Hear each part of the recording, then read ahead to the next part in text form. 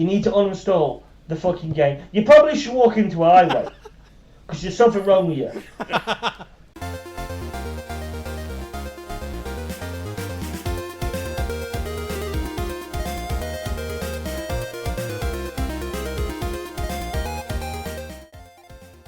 Alright, cool.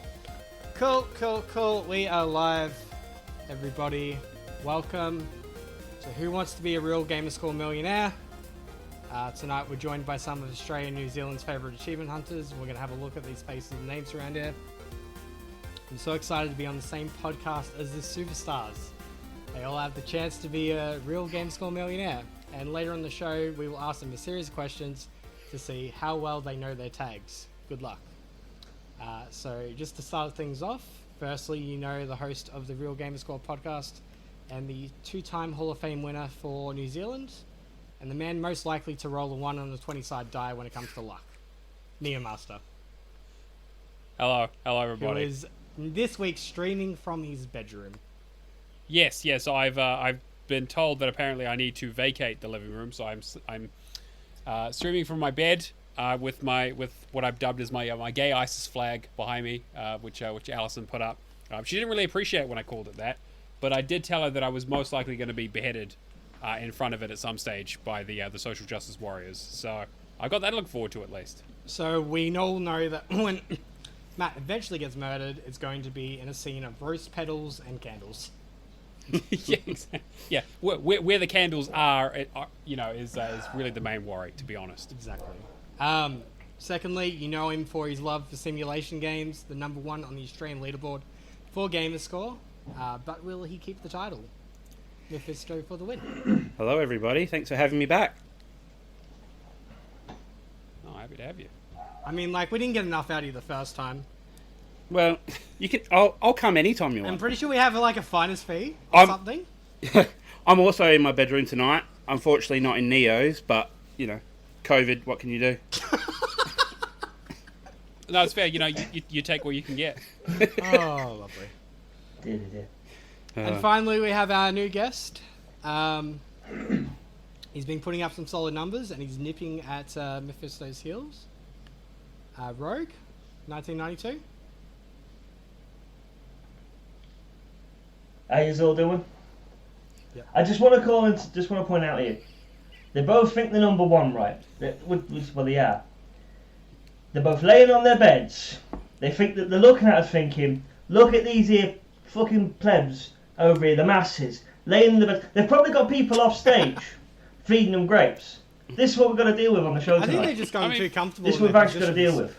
But I mean, I'm semi-retired anyway at this point, so sure, you know what, even if I do get beaten, it doesn't really count. So you say you're semi-retired, count. even though I've seen you playing racing games this week.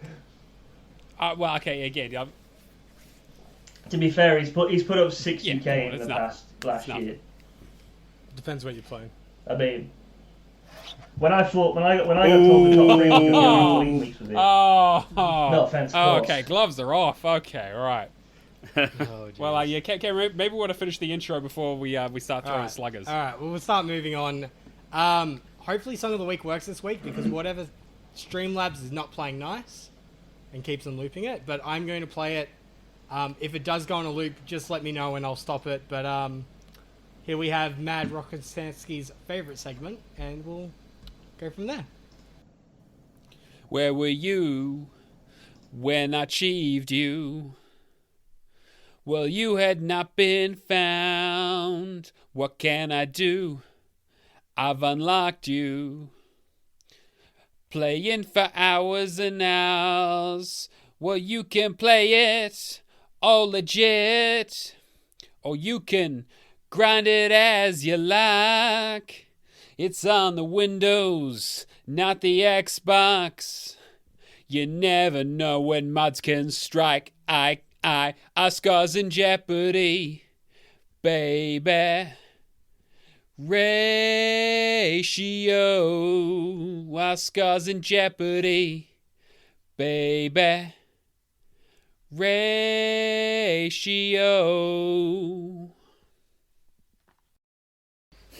I'm pretty sure that's it. If anybody has any ideas in chat, because for whatever reason I thought it was that first line made me think of Dancing in Summer or whatever. Yeah, I don't know what the song is. I can kind of see that. It's not that. I know it. Like I knew like further in, it was definitely not that, but I couldn't think of what it was. That's merely the first thing I went to in my head. All right. used to. Oh, there we go. There we go. If you look in the chat, it looks like one Charmandosaurus Rex has got it in one. I have Wow. seen words that I do not recognize, and It's Jeopardy by the Greg Kinn Band. Kinn? I'm not sure exactly how to pronounce that. It's their second most popular song. Their other big song was Breakup Song. But I'm sure I'll do that for Song of the Week at some stage. All right, so no points all around here. One point to Charmandosaurus over there. I thought we were doing the NSYNC this song this week. Yeah, but if I tell you what the song is, that defeats the whole fucking purpose of the segment of showing everyone what an uncultured asshole you are. But that's the point. I mean, if you knew it was in sync, then I mean, what's the point? I mean, How many podcasts podcasts do you want to insult me on? Lights, Camera, and Action. This one, probably the one tomorrow. Mate, we named it Lights, Camera, and Action. You're in the title. I couldn't get rid of you if I wanted to. I'm so honoured to have this mark. Anyway, you're hosting this week, so keep going. Lovely. So first I just wanted to shout out, last week, apparently we missed Panda subbing, so I want to say thank you for him. Also want to say thank you to Keo for subbing before the show. We've just recently added it, and we appreciate everybody that supports us. Also want to say a shout out to Lucky for free 2468, who sent me a lovely message on TA just saying that he listens every week and he loves the show, which is really nice to see. Nice. Pretty much from there, I just wanted to touch base on the fact that the Discord now has partnered servers. So we are partnering with a few servers just to recognize other community leaders, other lovely communities that we love interacting with, and having lovely guests like these two gentlemen themselves on, and allowing us to be able to interview different people, different personalities every week. So thank you for that. Moving on from that, Discord. You can find us discord.io/Real Gamerscore. You can find me and Neo there, always shooting the shit. Questioning the fact that why Neo is playing a racing game, and hopefully convincing him to start the Forza Horizon series. Oh, we'll get into that. It's a slippery Also, I just slope. want to shout out CJ's just subscribed. Thank you for that.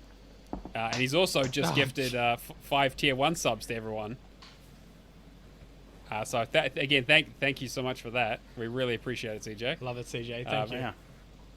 You even gifted one to me because I have not subscribed to my own podcast apparently. Oh no. We're always so professional. Oh no! Caught in 4K. Fuck. All right, so and yeah, just same thing too. Adding different emojis to the Discord. If there is anything that you guys want to have added in within reason, let me and Neo know. I think we're at like 20 emotes now or something. Something like that, yeah. So we got a little bit of space for some new ones, and we're always keen to let people express themselves in the way they want to. Patreon. If you don't want to support us on Twitch, you can support us on Patreon. Patreon.com/RealGamerscore. The draw is next week. Did you say? Next week. Next So week? yeah, we'll be drawing June next week. So we'll be drawing during next week. So yeah, you can support us there. And we are both looking into changing the Patreon stuff in the near future, just to make it basically to a little bit update worth it a little bit, Yeah. just to, because it is. I've gone through and made a couple of changes on it, but we need to rejig it a little bit since we've taken over, basically. We put our names on this thing now, so when it crashes and burns, it's our fault, nobody else's. I mean, I didn't agree to that. That's some fucking bullshit. I'm definitely going to blame the previous hosts. I mean, why the fuck would I take the blame for this? Talking about blaming the previous host, funny enough, we should talk about the word challenge. The what challenge? I've never heard of it because we haven't had it running for 3 fucking weeks. So Mr. Kirby or Chin Doctor apparently going on holiday. Makes it even harder. Apparently he's always on holiday because I haven't heard from him when every time I ping him to say, hey, what's the word challenge for this week, or what's the new clue, or hey mate, can you please set it up, or come on mate, like people are waiting for this. This is one of our, this is our big engagement driver, as the marketers would say. The fuck is he doing? Yeah, so again, we'll throw him under the bus again. He's still not fucking set up a game for the word challenge, so we're just going to try and work out how the fuck this bot works and just do it on our end, I think. There's a lot of stuff that we're basically reverse engineering in the Discord to figure out how it works and go from The other thing is that, like, I don't know why I'm throwing him under the bus here, because it's not like he listens to the fucking show even when he was on it, so... And he used to edit it, so that gives you an idea of the quality it used to be. It's like when we were PG... And the swear's already... Yeah, already... Yeah, Anyway, when I couldn't say fuck, which was just an absolute nightmare. Neo's been let off the leash. Yes. Anyway. Yeah. Well, it's definitely made my rants more fun. I'll give you that. Anyway, so yeah, we will definitely have a word challenge next week. We might even hit Tarragon up just to do the word challenge. He's more reliable. Or I'll get Alex too. Alex will be fun. But, Sure. yeah. Anyway, moving on from that, we should talk to our guests a bit. Hi, guests. Hello, hosts. That So you can tell Cameron's been in quarantine because he hasn't interacted with another human being for a little I- while. I honestly- don't understand how conversations work. being at home is the worst thing for me. He was pretty bitter last night when I told him I was going to have to watch the football with the boys. All right, so Alex, I saw your message in the chat. I'll kick you. I swear to God. Bloody Dead Island. Look, we'll talk about Dead Island when there's a Dead Island 2. So like 5 to 10 Alright, years. so we wait in a while, yeah. All right, so this week pretty much, I wanted to do two things. I wanted to go through your tags a little, just because not every day that I have the 3 biggest gamer scores in Oceanic on the podcast. I mean, I'm lucky enough to have the top one and lock him down that way. But I thought we would cover some stuff like I think Rogue first, because Rogue hasn't had an opportunity to be on the podcast before. Rogue, what Has to type be of gamer first at are something.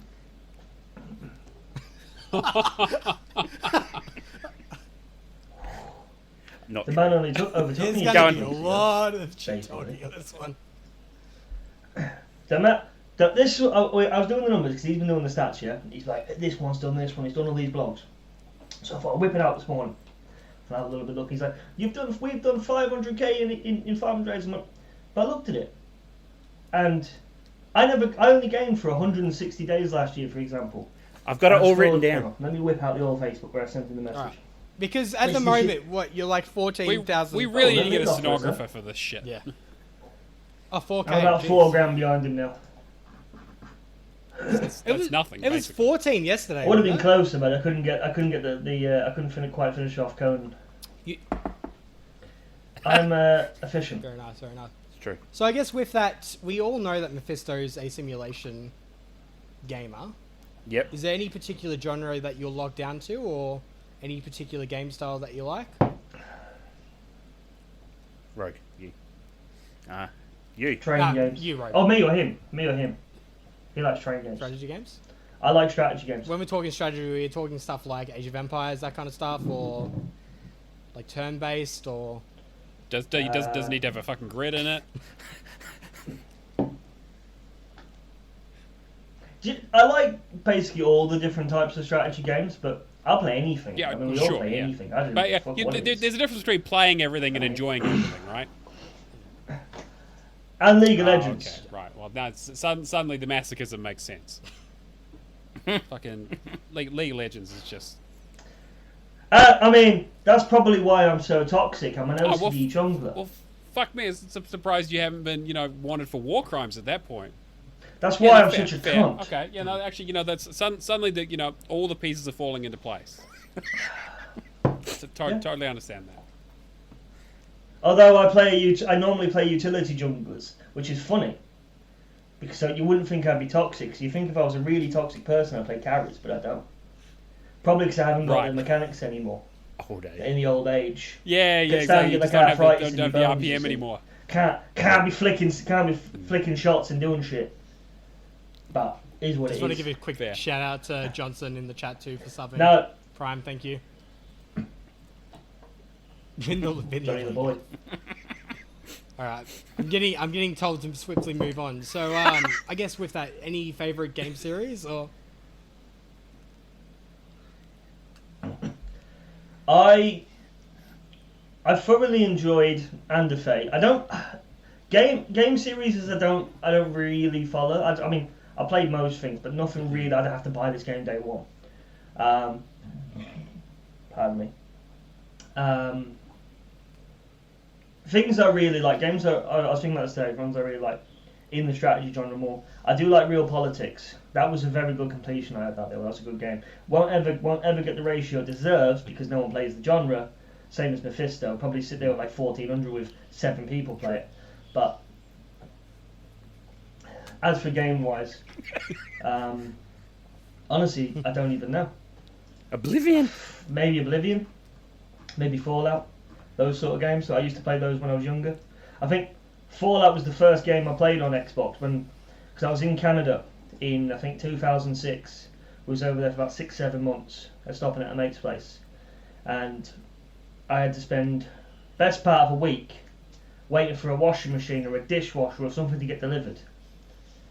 And I was the only one in the apartment, or the grotto as we called it, because there's three men in there. Well, I was only young, but the 3 of us was in there. Me, my brother, and the mate was over there.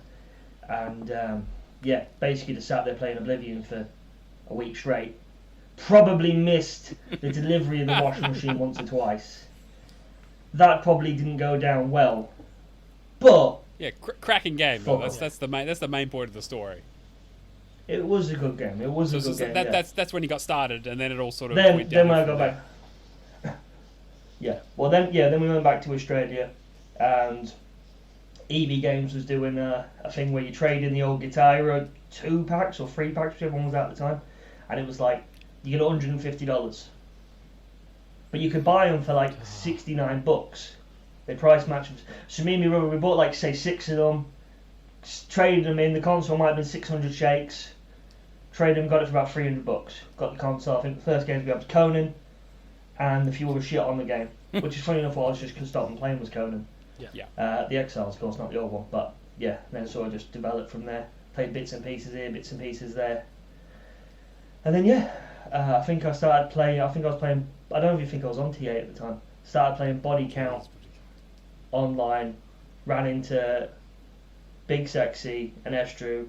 Started chatting to them there. Got into the Gamerscore properly. Cause I think I had like 90 grand or 100 grand at that stage, which wasn't bad in those days. That was like 09, 010, and then just just progressed. I mean, it's not even hard to do that there now. You can wake up in the morning. You can go I mean, 5K. if you wanted to push it, I bet you could easily hit a 1 mil in a month. I mean, if you've got the time.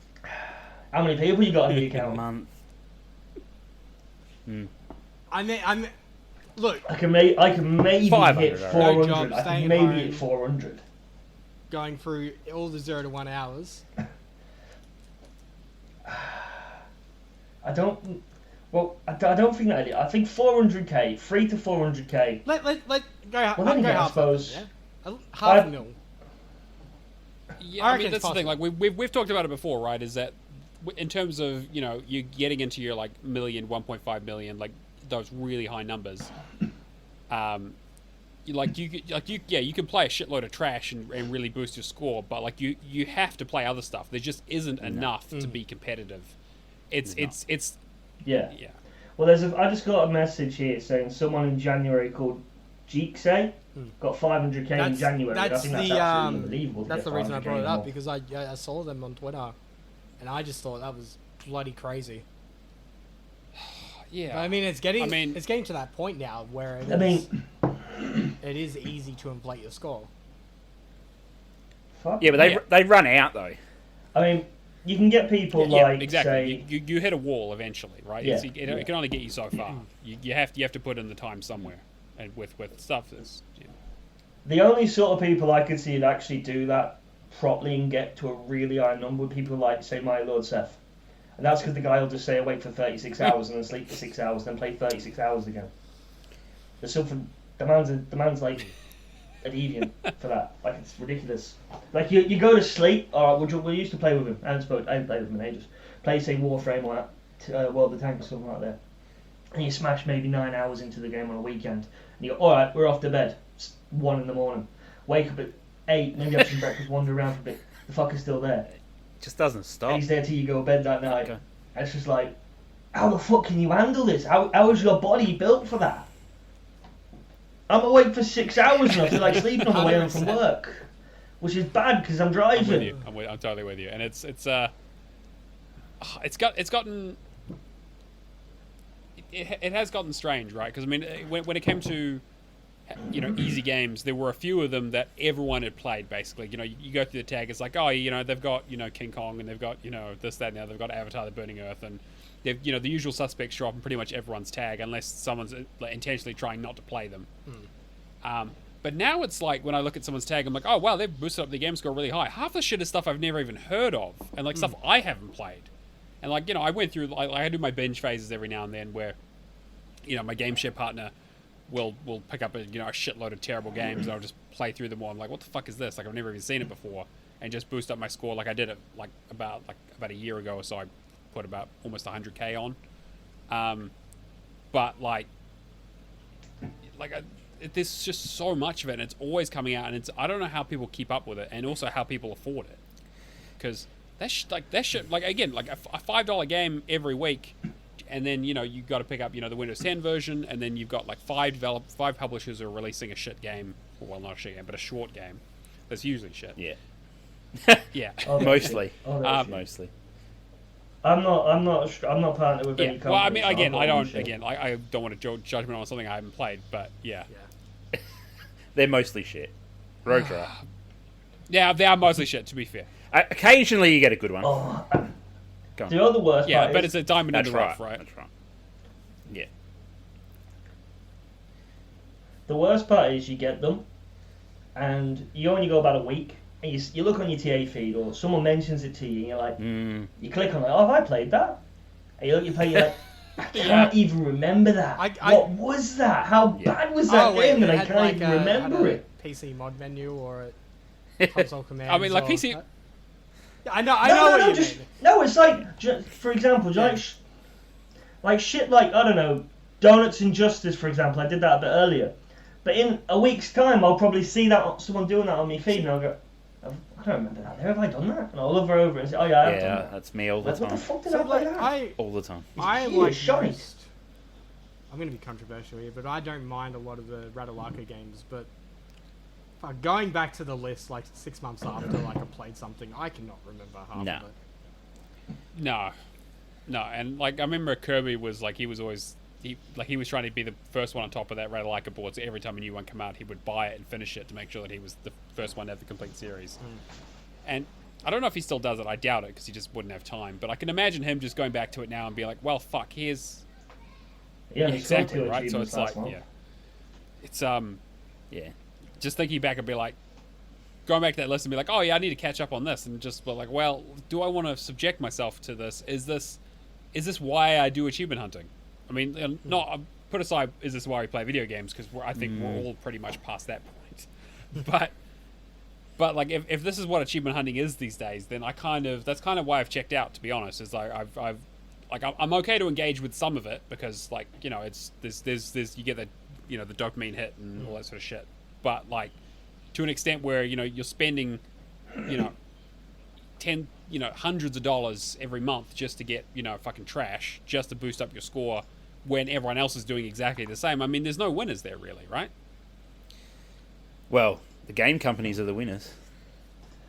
Well, yeah. Again, that's just there's no winners of people who aren't developing video games. And I mean, at this point, it's really basically, yeah. I mean, we're definitely certifiable for sure. We're clearly all addicted. An illness. One way or another. Oh yeah, 100%. Yeah, absolutely. And that's and I try to curb that by not buying any games for the last couple of years and working on forcing myself to work on my backlog. And even then, I still go and play a shitload of new Game Pass games and stuff to keep myself sane. But the temptation is always there, right? As soon as it's oh hey, new sales of the week, and TA puts out their article, hey, here's 16 games that now you probably it used to be 16 games that I've already played and rinsed the shit out of, but now it's hey, there's 16 new games here that you could play for 5 minutes each and get fucking a shitload of game score for the week, and then show Cameron that he's a scrub. But At this point, I mean, I've already proven that through and through, so there's not really much point in me playing those games anymore. Look, I did something fine last year. That's my credibility. That's To be fair, you did a really good job with that King Bass bullshit. I mean, your completion percentage is absolutely atrocious, and it makes me sad. But you know, one in 3 games. Oh, well, percentage wise, are fine. So it's all good. 1 in 3. 1 in 3. Fuck me. Anyway, going on from that, it makes you kind of wonder too, like if we didn't have Game Pass, for example, what the ecosystem would be like. Say, like, we still had the Radalakas and the Zitawans and the East Asia software, like, coming out every single week. Would we just be completely devolved into those games? I feel like Game Pass is that one service that breaks it up a bit, and we get a bit of quality in everything through and through. We get a little bit of variety, maybe. I don't know about quality necessarily.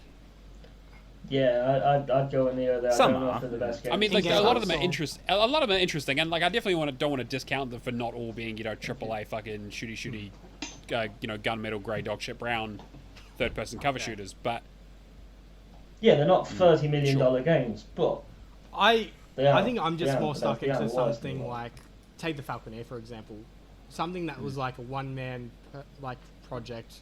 That's obviously like a massive, you know, passion project.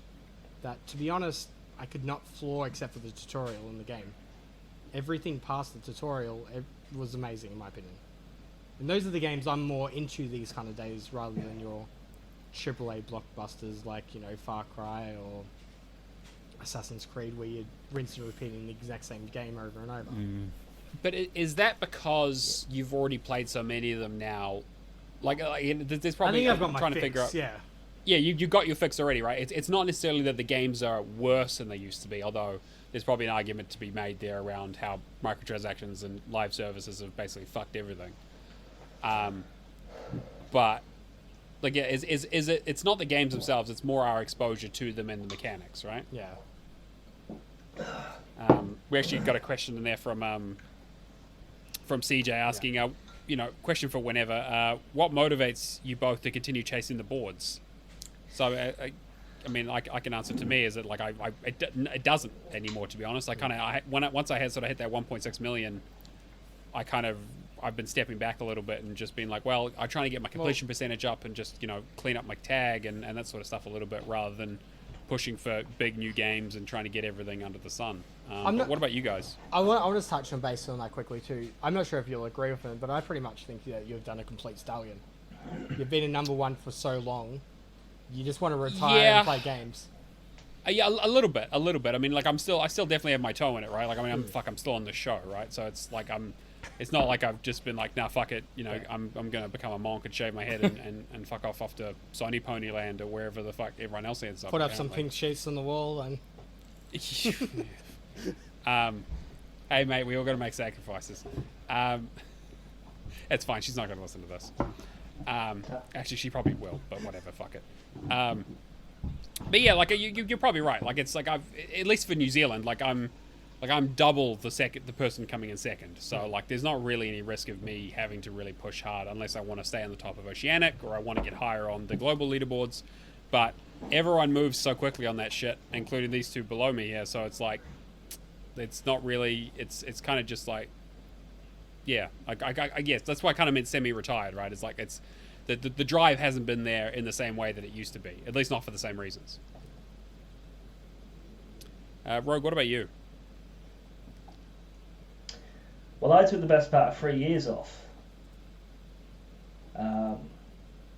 Basically, was in the third GTAC. The Handy Darkness passed when he was on the team as a friend, so fucked us up a little bit.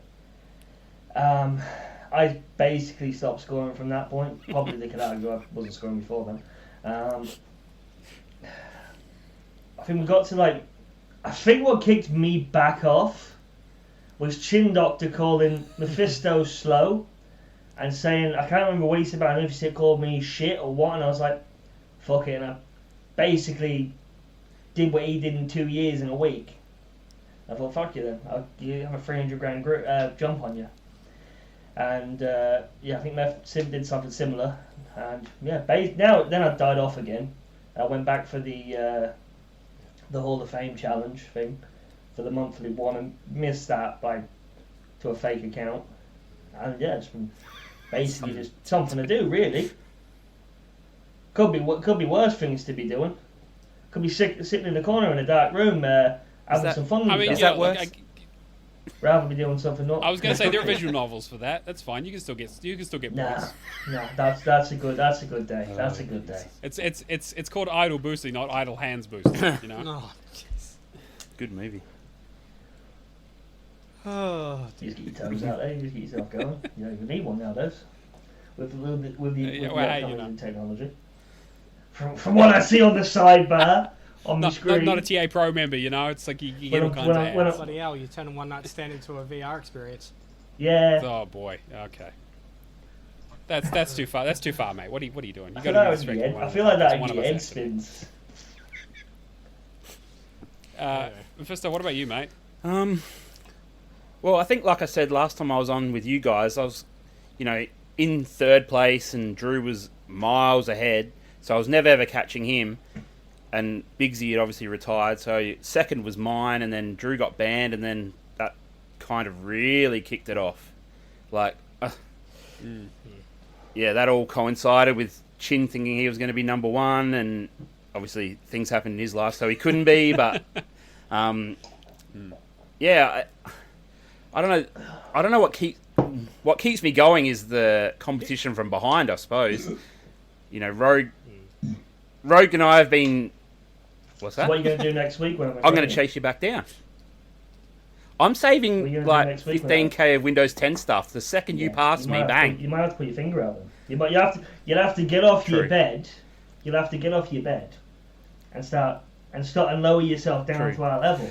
Yeah, I suppose it's always been like short-term goals for me. It's like I wanted to pass Bigsy because then I'd be number one, and then from there I was like, I don't know, about 110th in the world, so then top 100 in the world, and then from there the challenge has now come from Rogue and Jeremy J1 for first in Australia. So that's probably pushing us all to ridiculous numbers. We're like all averaging over 1,000 G a day this year, all of us. So that it's pretty crazy. Yeah, that's crazy. And yeah, it's not like we're starting fresh tags. We all have like 1.3, 1.4 mil. So it's it's just crazy. And I suppose the four of us, including Jeremy and Eden Weeks, we're going all at such a stupid pace. I'd like to just know where we'll end up, like on the the world leaderboards, because obviously we're coming from a bit further back, but we're going way faster than everyone around us. So it would be nice to see where we settle.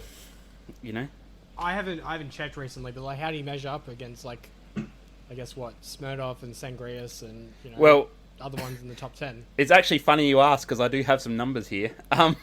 Well, just man came prepared. I've just done Smirnov and Redemption 1 and 2, because that was the easiest. Yep. And since January the 1st of 2020, so that's 520 days ago, we're all out. Me, Rogue, Jeremy J1, and Eden Weeks are all smashing those two. I'm over 55k ahead of them over 500 days. Rogue's 130k more than them two, and then it goes on from there. Eden Weeks is that quick math there, 220k ahead of them in 500 days. So we're going like ridiculous pace, and obviously I don't think we can. Well, maybe we can keep it up. I don't know, but yeah, that was going to be your next question, right? It's like is it sustainable, right? Like both from a time to game, completion stuff, and the games that are available, plus time that you guys have, plus like mental health in terms of like how you can actually stay focused. Because I mean, like that when I did, so I tried to win the Hall of Fame for the monthly one for New Zealand as well, just to be a cunt, because I knew I was going to win the overall one, and like I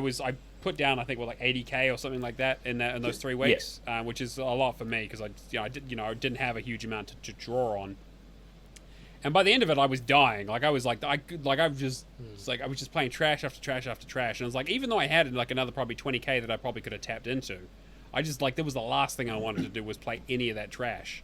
And just like seeing the amount of points you guys are putting up, how fast you guys are doing it. Like, do you guys struggle with that? Like, do you deal with like burnout, or like how do you, like if you do, how do you handle that? Well, I'll give a quick shout out to Johnson too.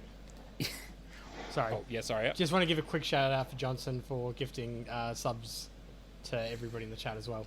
Oh, thank you. He's gifted 5 tier 1 subs. Is Johnson keeping the show alive? He's also asked a question there that I'm going to get back to. Yeah. Well, I'll answer that first, Neo. I don't really suffer burnout because when I get home from work, I work 8 hours, so obviously I'm a bit tired. Smack on an easy game, do that, and then I put on something I actually want to play. So I don't feel burnt out. Usually the easy games, I've got no 0 to 1s left, but I've still got 1 to 2s. So of my evening, if I'm spending 2 hours playing something rubbish, that's not so bad, because then I put on something I actually want to play and for the rest of the evening. And yeah, and luckily enough, like I have a good supporting wife who, while she hates it most times, she is supportive. And she knows that, you know, gaming is obviously a big hobby of mine, and obviously take it fairly seriously. And yeah, and it's hard to be burnt out when I've got all these crazy guys chasing me behind, so I don't really feel the burnout. I don't know if Rogue does, but yeah, you haven't got time. Yeah, no time for burnout. It's funny you say that too, because like the first thought of you saying that makes me think of Mad Eye. Like just having that mental prerequisite in your head of like, I need to do this one thing first before I actually game. Yeah, well, it's funny you mentioned Mad Eye, because he's like, you know, the three of us are like peas in a pod, really. We're all the same, and we've known each other for a long, long time, and yeah, it's if we could have one British person be Australian, it would be him. So I'd have him over here in a heartbeat. He's a great guy. Fair. No, he's a great guy for sure. I guess Rogue, with that like similar sentiments to you, or? Well, I burn out all the time. I don't know if it's so much burnout. I suppose if you can't be fucked doing it, I suppose that is burnout, isn't it? But I suppose the thing is, when I'm on, I'm probably the fastest scorer there is. It's true. When I'm on, Mephisto's got the stats for that. Like Mephisto did the stats for this before, and like they've done 500k in 500 days. I've done 500k in 250 days. But the difference is, say when you go burnout, you might burn out for like 6 months or a year. I did have a couple of years off. I'd be at probably 1.8, 1.9 if I didn't take those few years off. That being said, I'll do things like I say, I'll have a look what's on, and I'll play them, what's cheap, what's shit, basically. Then I might watch a bit of the TV, watch the football. Recently been playing a little bit of Rust with the mates on PlayStation, which is a torture because the game chat's horrible. So I've been playing a bit of that there, and just basically, like longer games you can sort of sink into a little bit, and then just watching TV is what I've been trying to do to keep off it. But no, it's basically I don't know. I get annoyed at things basically, and I just stop doing them. Like I could go and do 700 games in League, and then go, for fuck's sake, this monkey bread bastard has fucked me again. I can't be bothered with this shit. Delete the app, throw it out, smash the monitor, and to sit there for an hour, and go back to Xbox, maybe play a bit of Xbox. This is piss. I'm playing some rubbish now, it's annoying me, it's a point and click piece of garbage, I don't want to finish this, I'll reinstall. And then the cycle continues. And then I just start playing TFT, because you can't get annoyed at TFT. Unless your finger slips and you fuck up your carousel, and you're looking there like an asshole. Like, well, there we go. I've started the carousel. I've got some cloth armor. Ooh, brilliant. Oh, so basically, Yeah. it's one coping mechanism to another, and you just sort of cycle through them. Oh, dear. It's a I vicious mean, hey, look, cycle. if it works, it works, mate. Like It's a I totally vicious get it. cycle. It's like I've got to. That's usually what I do. It's like if I'm burning out on that, I need to, yeah, exactly, direct my attention into something else that's going to frustrate the fuck out of me or depress me until I'm like, man, the thing I was doing before was way fucking better than this shit. I might just have to also- do the chin doctor thing and just hit 1 mil and retire.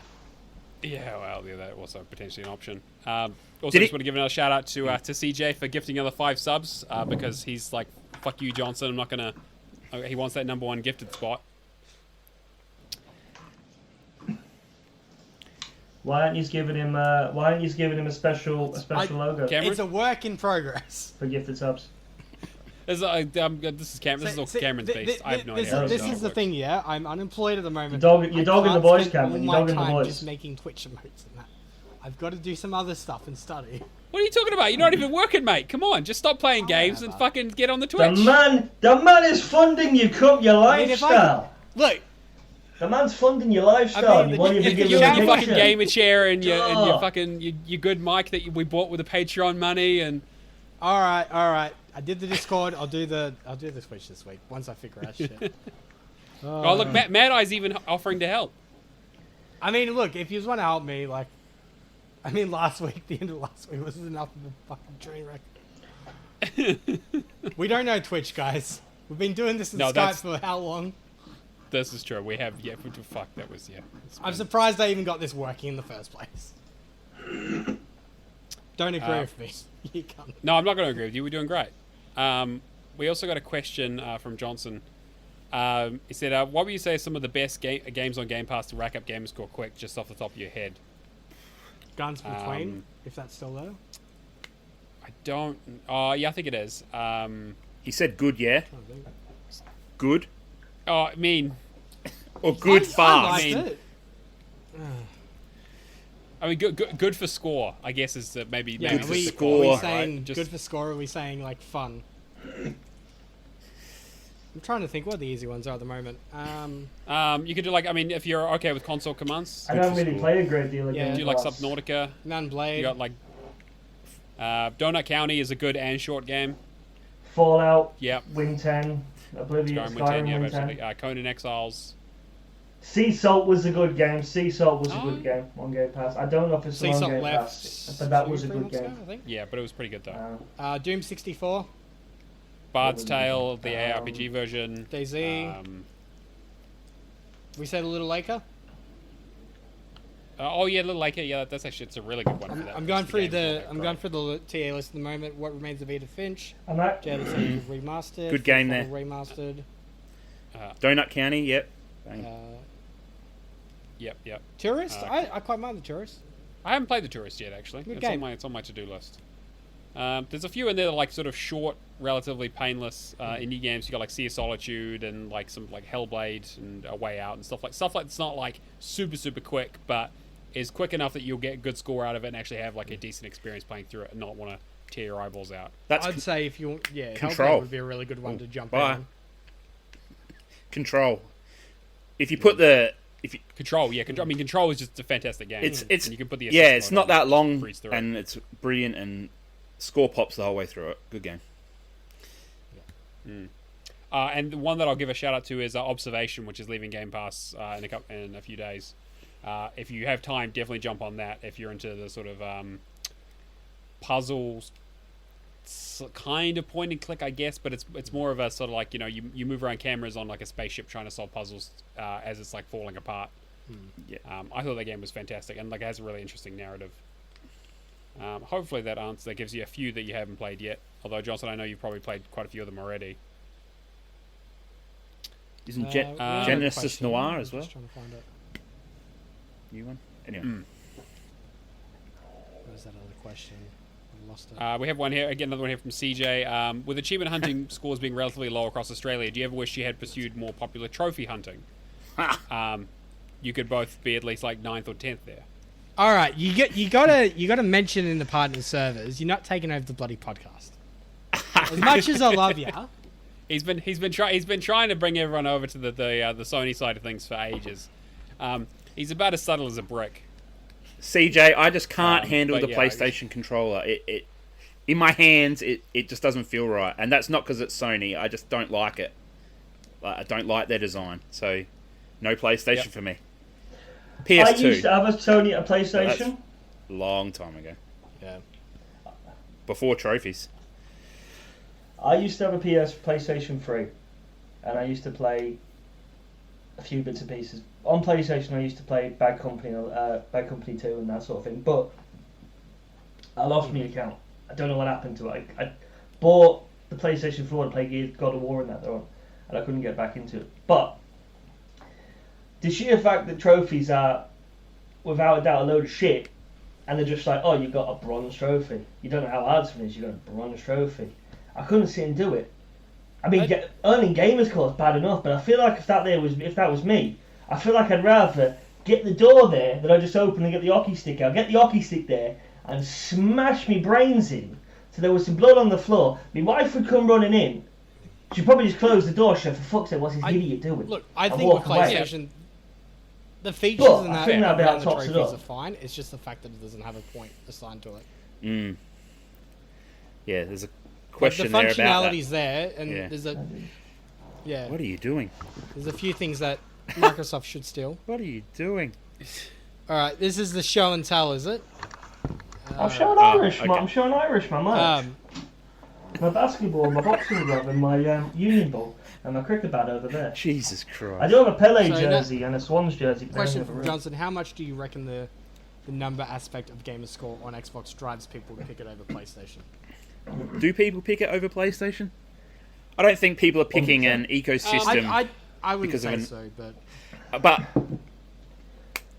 If you're picking for Gamerscore over trophies, I think you would.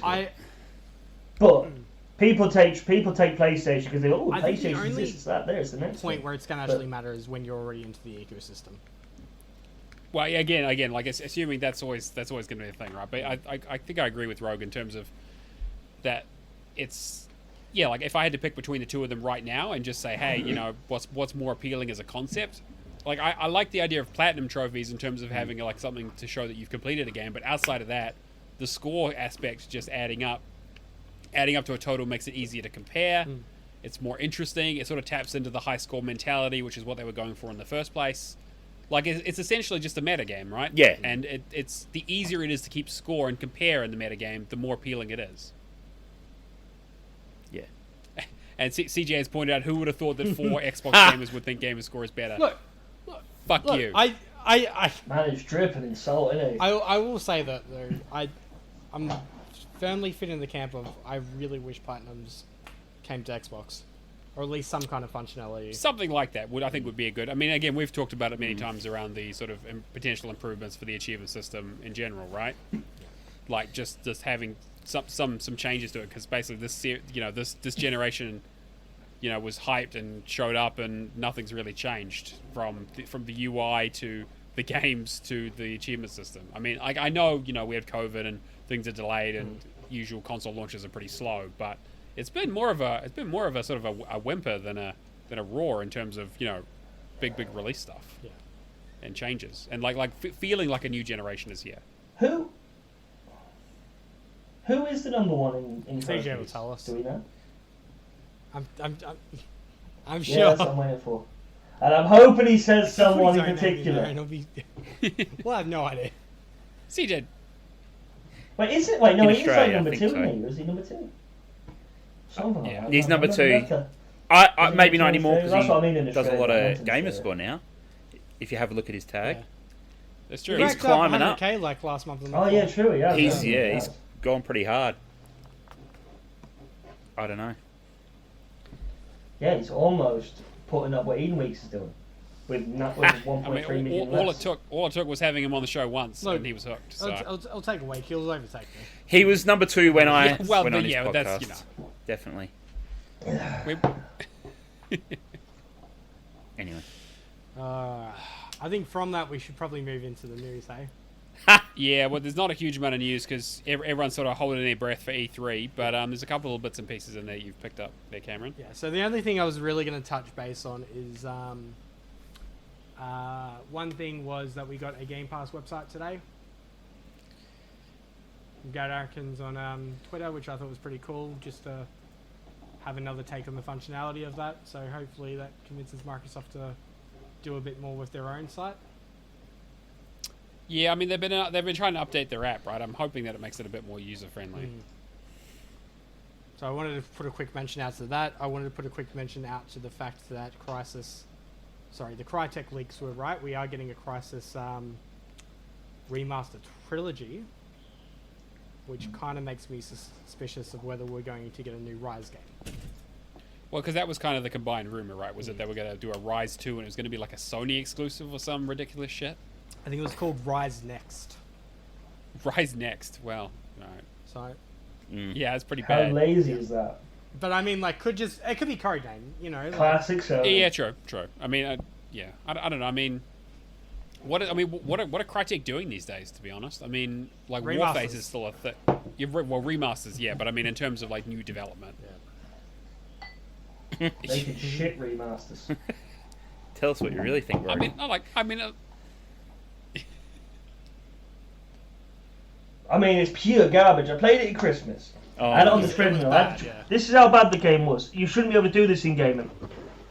I got the treadmill there. God. There's the cricket bat as well. Went on the treadmill. I was playing the game as I was on the treadmill running. A normal gamer shouldn't be able to do that there. I did nearly fall off 4 or 5 times. It was quite dangerous. But I also got it in my head thinking if you walk while you play, you get fitter.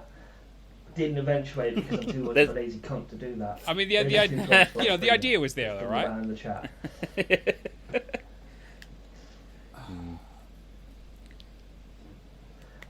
Yeah, well, I mean, it was alright. I suppose it's a nostalgic for people, but the game was shit then, and the game's shit now.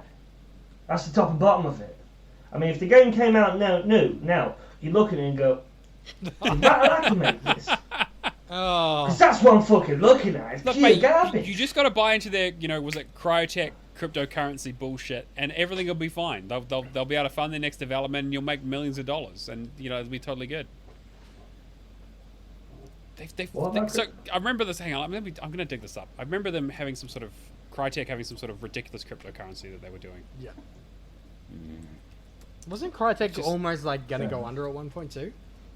Yeah, I think it was like that. Can only hope. Yeah. Crytek launches. You'll find it anyway. I'll find it anyway. Yeah, keep going. So yeah, I just wanted to quickly touch base on that because when we finished Rise Up, 6 months ago now, roughly. Rise. Yeah. Yeah, would have been about maybe 3 or 4 months ago. 3 or Yeah, where 4, we just okay. did the multiplayer. Yeah. I didn't mind it. I reckon it was one of the strongest launch titles that we had for the generation. It still holds up beautifully. It's not really saying much. Launch titles are always shit. Rise was a cracker. I Rise really was an enjoyed it. absolute cracker. I liked it. I mean, it was basically a glorified tech demo, but I liked what it did in terms of what it showed off and how it played and that sort of stuff, and is interesting. I mean, I think it didn't overstay its welcome. It was a relatively short experience, and I enjoyed the narrative, but it was rotten with fucking microtransactions, and it wasn't really outside of there was the combat, and then that was pretty much it. It wasn't as much to it as I was hoping. Yeah. The multiplayer is kind of interesting in terms of having arena stuff and the co-op stuff they added. I thought the story was okay. I don't think we see. It was okay. I mean, I'm not surprised it didn't get a sequel immediately though, right? It wasn't the kind of thing where I was something like Sunset Overdrive, where I was surprised that they didn't do another one, right? Where I was like, how do they just not elaborate on this concept? I mean, that was majorly overhyped. Yeah, for sure. I mean, it definitely It's like Cyberpunk. I mean, it's not sorry. that good. Cameron's about to throw down because he flates the shit out of the game. I think it's good, but I think I agree. It's not quite. It definitely wasn't that Insomniac Sunset. level of polish of what I was expecting. I'll be honest. I just have a lot of love for Insomniac. Fair. They want Should play to. Fuse. It's one of those studios that I think does a really good job most of the time. Yeah. No, I think so for the most part. I think I'll explain to you what Sunset was. Insomniac's a good company. But Sunset Overdrive wasn't Oh, worth a what? wank. Harsh. Okay. The reason. Oh, it was Alright, not. I'm gonna quickly defend it, and I'm gonna move on. The reason I like Sunset Overdrive so much is the mobility of it. Yeah. So. You're mine too, parkour, and that gets you a passing grade. All right. Listen. Oh. I came into the What have I got generation. to deal with? Like the Xbox One generation with games like Titanfall, where mobility was such a important aspect of the game. Sunset was the only story game around that time that did that mobility well. That actually made me Because I guess feel the like, only other option you would have for a game like that is kind of Assassin's Creed, which was a lot more stilted. yeah. So whenever I'm playing games, and I really wish we had something that had that kind of movement system, because like Apex kind of touched on it a little, but I want something like Titanfall 2 where I smash through. I feel like I'm actually moving as fast as I physically can. So you're a big Sonic fan, is what you're saying. Ha! Sonic. Gotta go fast. If Sonic was an FPS, I'd probably buy it. Oh, mate, wow. I hope you're looking forward to the next one. Cameron, are you the person? I was looking on TA the other day and I was looking at the achievements for that Super Animal Royale. And Bill's Illuminati posted a guide. And it was on the where's the shrine, throw the banana at it. And the guy gave him a negative comment, he posted a comment and said, basically the comment was this: I gave you a negative because I was in the middle of the game and I couldn't figure it out. No, I had to load it up on the side app. I had to load it up on the side app. Oh, no. Yeah. I felt like I tried to comment it, but where I was working that day, I didn't have signal. But basically, I felt like saying, so you're giving him a negative because you were too much of a fuckwit to check the guide before you went in. Well, that's not even it's 100%. It's 100% the truth. If you were that stupid that you didn't check it before you went in, that's on you. Right. That's not on the person. Tie this back to why you don't like Sunset. Let's go full circle. Well, it was going on about because you're on about you're nitpicking the movement system. Okay, that man was nitpicking the fact that he couldn't get the thing up and look at the guide at the same time and do all that shit at the exact same time, which is ridiculous. I mean, because you can run up a wall is not a reason to go, this game is 5-star, I'm going to give this game $119 from EB Games. I'm not even going to price match it. I'm going to give them the full $119, and I'm going to buy the season pass before it goes on sale. Never. I don't quite think he's that level of Seth. I gotta jump in there and say that's ridiculous. Right. Come on, Defending myself. Let's not throw those kind of. Let's never do the pre-order route. Let's never do that. Sunset I did buy day one, but I did enjoy it. And look, I can understand some people don't like it. That's fine. Needs to die. Yeah. It just never grabbed me. I played a bit of it, and it just didn't grab me. It was like, you know what? It's Cyberpunk. I put a lot of time in Cyberpunk. It's one of those titles that, like, I guess compared to Assassin's Creed. Creed, the first one's an okay game. Like, it's actually a pretty good game, but it's the sequel that gets it right. I think the biggest Assassin's Creed. The original Assassin's Creed. I can kind of see where you're going to. Yeah. So, okay. I feel like it was one of those games that I loved the gameplay aspect of it, but I feel like a sequel would have perfected it. I mean, I agree. It needed to add a fucking double jump, because why the fuck do you have a parkour wall running game without a double jump? But like, I think that my problem with the game was that it was kind of shallow in a way that I wasn't like. I wasn't expecting a big narrative, right? Like, it was like I was fine with. It wasn't sure, right? Like I was expecting that it was like, like it's like, oh hey, here's all this wacky dialogue and shit. I'm like, okay, this is kind of juvenile but sometimes funny.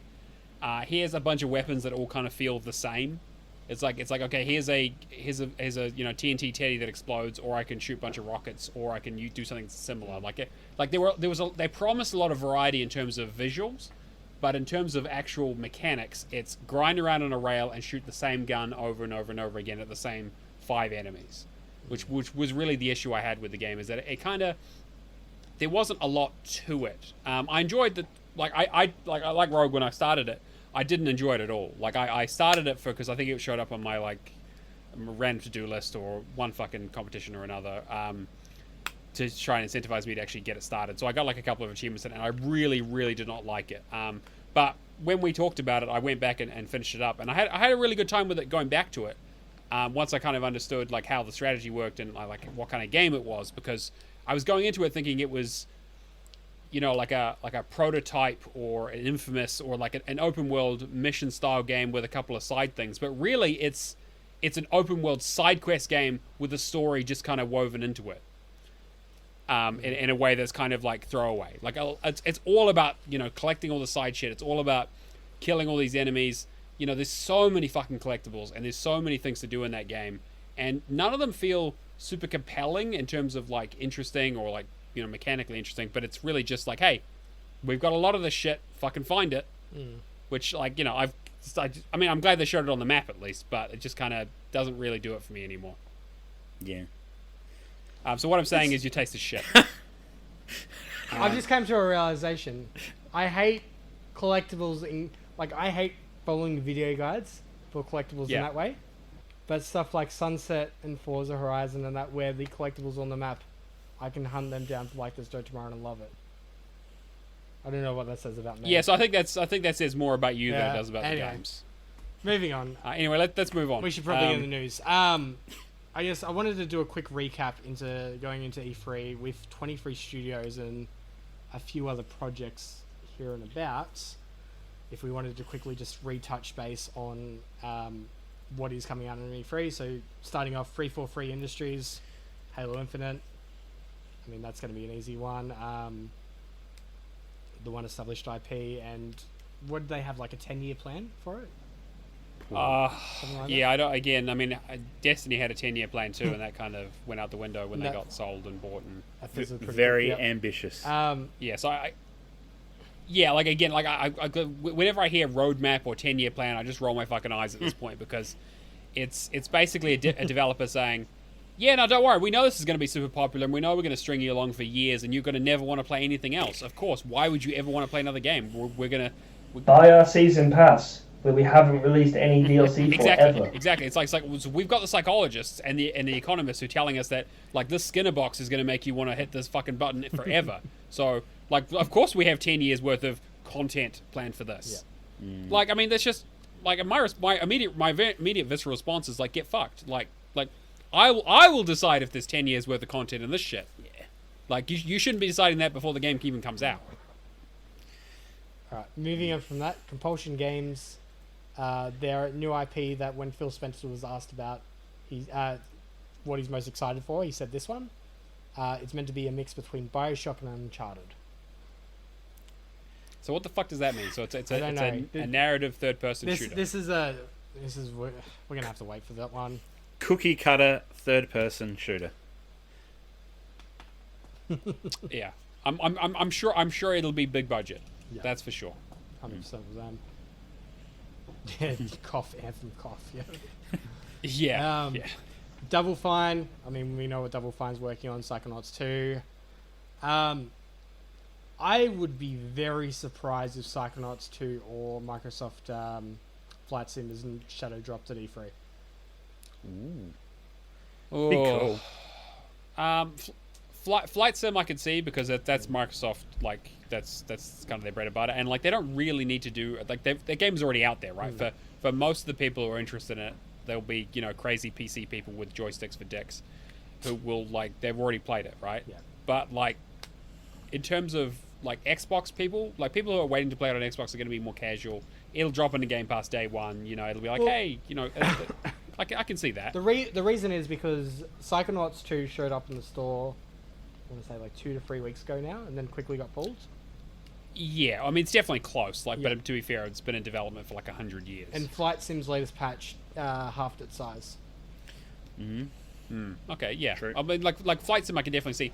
Psychonauts, I feel like they want to do more of a media push with. I feel like that's the kind of thing that they want to do an actual proper release for, that's not in the middle of... Because the problem with releasing something in the middle of E3, right, is that, like, who the fuck is going to pay attention to that?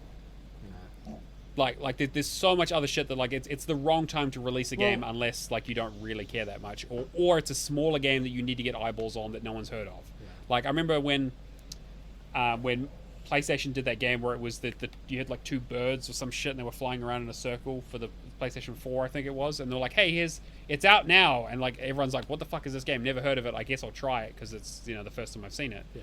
But like Psychonauts 2, like this is Double Fine's thing. Like I remember when they crowdsourced this thing on Fig, like like 5-6 years ago. Fucking Like hell. they've been working on this forever, and it's been rumored for longer than that. So like I feel like that they have to do a bigger thing, especially because it's going to be one of the only games coming out this year. It feels like. Yeah. Do we think it'll be good? What else was there? I think it'll be decent. I Yeah. don't think it's going to blow anyone's mind. Like I mean, the original Psychonaut is a cult classic by like almost to the T. Like it's an interesting game with like fun mechanics, but also plays like shit. Like it's a fucking awful platformer that is just really has something really compelling. I think about it's it. one of those ones that's going to fit into the 6-7 territory. Oh yeah, sure. I think. Well, I mean, I think it's probably going to lean toward the 7s. Yeah. And I'm sure that people who are original fans of it are going to love it, and I think most of the people who weren't are probably going to be like, yeah, it's okay. They also said to be working on an unannounced new IP, but that's probably not going to be announced for another couple of years. Probably not. But like, I like their stuff. Like I liked Headlander and all that sort of thing. Headlander, Stacked, I played during the Game Pass Hall of Fame, and that was a really good one that I'd never even heard of. And then like Costume Quest and Costume Quest is amazing. Yeah, they've done a good lot game. of good smaller games. In Exile, Brian Fargo's teased that the studio is working on multiple new RPGs. They rumored to be working on FPS RPG with a AAA budget. Many people want it to be a new Fallout game, but whether that happens or not. We know that the game will be made using Unreal Engine 5. The second game is unknown, but is pre-production as of January this year. It's probably... I think it's probably safe to say that one might be a Wasteland. Maybe like a Wasteland spin-off if it's going to be an Yeah. FPS. Did Wasteland 3 good do bet. well? I'm sure. I think it did fine. But like I didn't show up in anyone's games of the year list if that's what you're asking. Yeah. I don't know. I just it's one of those games that I never hear anybody talk about.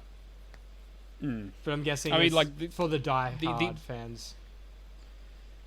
Like was it like Numenera, like Torment? Was it Torment Tides of Oh, Numenera, yeah. which was the spiritual successor to Yeah. to Planescape Torment?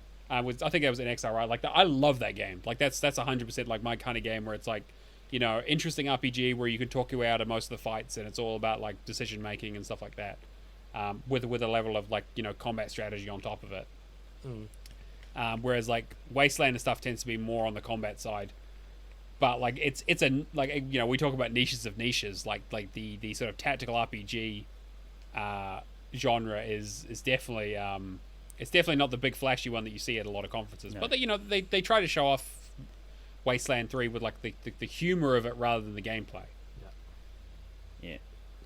But I don't know if it, doing an FPS in that world is probably not a bad shout. But the fact that you said it's coming out for Unreal Engine 5 means that we probably won't see it till very, very late next year, if not early the year after. Yeah, it'll be a while.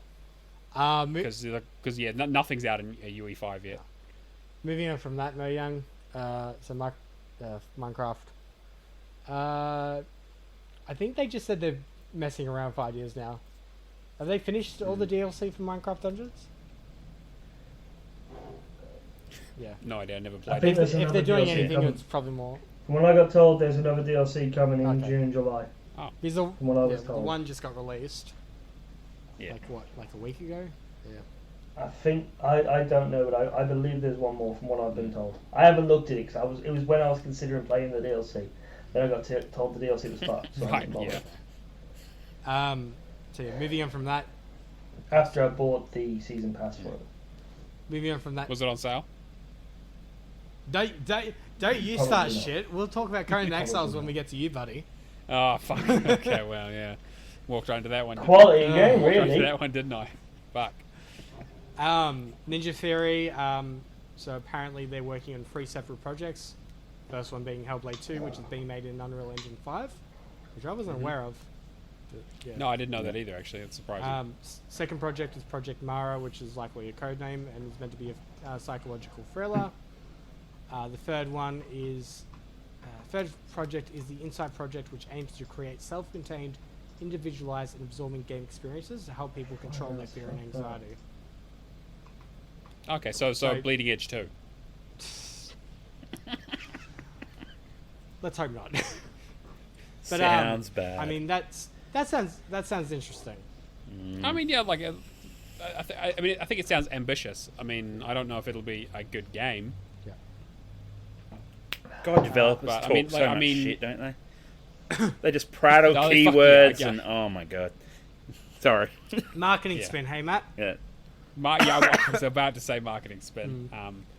But I think that, I guess that sort of makes sense in the direction that Microsoft is going in terms of accessibility and trying to get to a broader audience of not just gamers in general. So I mean, shorter experiences that are more targeted or less games, I guess. But like that doesn't really interest me all that much. But I'm not the target demo, right? Moving on from that, Obsidian. So 5 different projects at the moment.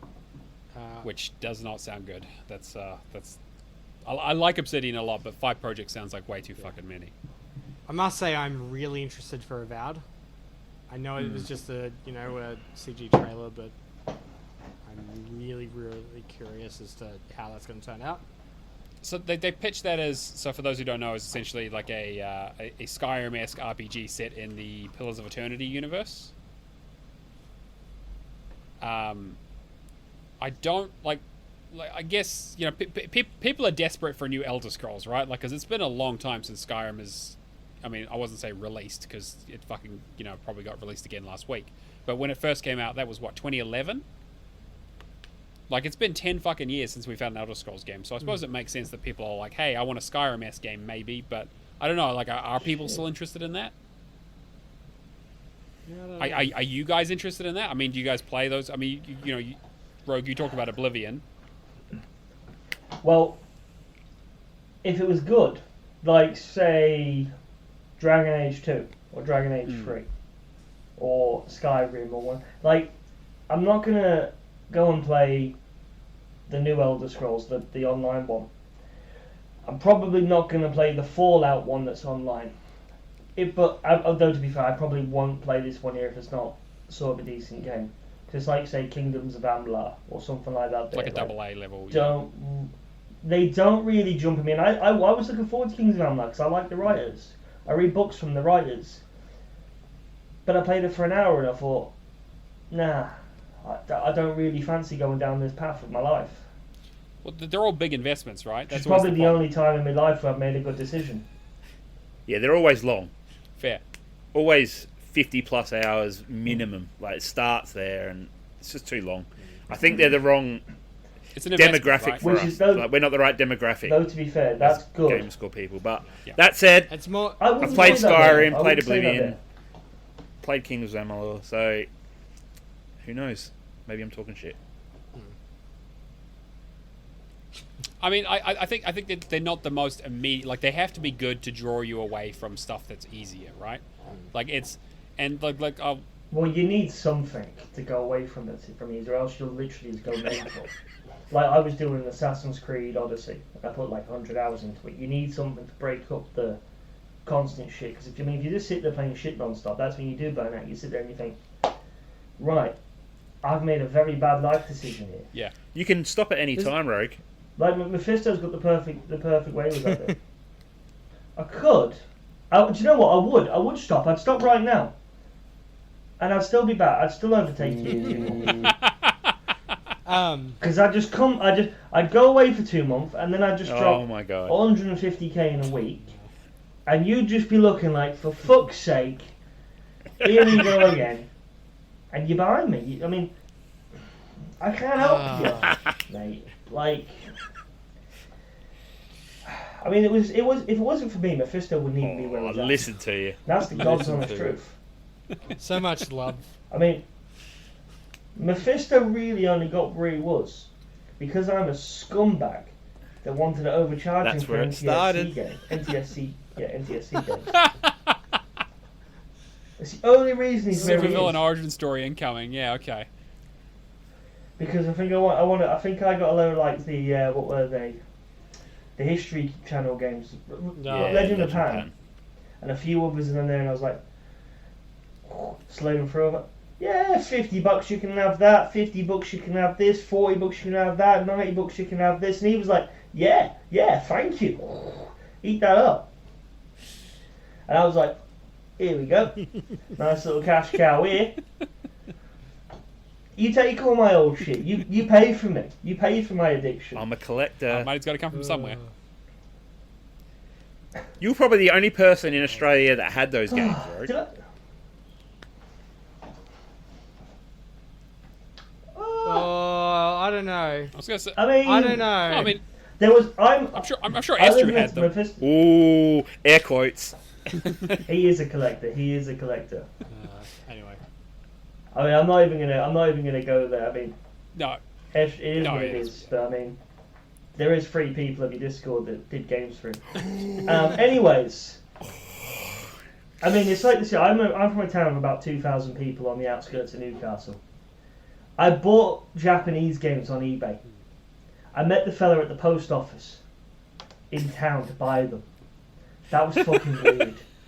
Do you know when you're from a town of about 500, 1,000 people, and the person you're buying Japanese games from on eBay meets you at the post office to deliver them to you? He's actually a friend of he's the Urban Spaceman. I can't remember his name, but I know he was a I was friend gonna of say, did you guys Spaceman. show up in like trench coats and like it was in like a brown paper bag? No, and- he was a creep. Oh. He was a creep. I mean, he was like, and we had a bit of a chat to him, and I was like, I really don't want to be talking to you, mate. You're a little bit strange for me. He was like, yeah. He was sort of like, I had a conversation with Big Sexy One once, who was a knob, and he's like, yeah, me and he doesn't play Xbox anymore, but Halo Storm 12. I used to play a lot of games with Halo Storm 12. Anyway, he gets in this. He's paralytic. It's like a Friday or a Saturday night, and he gets in the bar and he's speechless. And he starts going on about how he's going to meet his girlfriend. Alright, fair enough, mate. We're trying to play some. I think we were trying to do Storm Rise. Oh We're wow. doing Storm Rise that's here, which is a bit of a pain in the arse of the game anyway. Anyway, he's like, yeah, me girlfriend, yeah. What I do is try and do a bit of a drunk slur, though I am a drunk slur. I went down the bottle shop and I get a thing of Jack Daniels and I give it to her, and then she comes back to my place and we have some fun. I'm like, oh yeah, mate, fair enough. I was like, you shouldn't really tell this to normal people because you're a bit strange yourself, mate. And that's sort of the image the man gave me when he was talking to him, like, 'cause he was on about his girlfriend in Japan, and it was that sort of thing. I was like, this is a bit weird. Like, I want to get the games and I just want to leave, but you know you've got to be polite with the man, because the man's like, he's drove down and he's talking to you, and I was like, do you have Oblivion Japanese? And I was like, yeah, I do, I've got it here. And I was like, well, sell it to me. He's like, no, I've got to do with all this issue. I ended up never getting it off him, but I ended up going to Japan and buying it in Japan. I bought it from Mephisto as well, but I don't know. Did I ever send it to you? Did I ever find it? No. I bought him 5 games. I bought him 5 or 6 games. Didn't want any money off him. I just thought, I was in the game shop in Akihabara, and I was walking through the bits and pieces just up from the KFC. If anyone's in Japan, down the left there. Don't know if it's still there. Swung in there and I picked up, Oblivion, I think, Magna Carta. Oblivion, a couple of the singing games. Yeah. And they were like, say 3 or 400 yen. So it's $5. I'll buy them all for him. So I grabbed them all like this here. I bought Friday the 13th for myself, which I've never put in the console, and all these bits and pieces.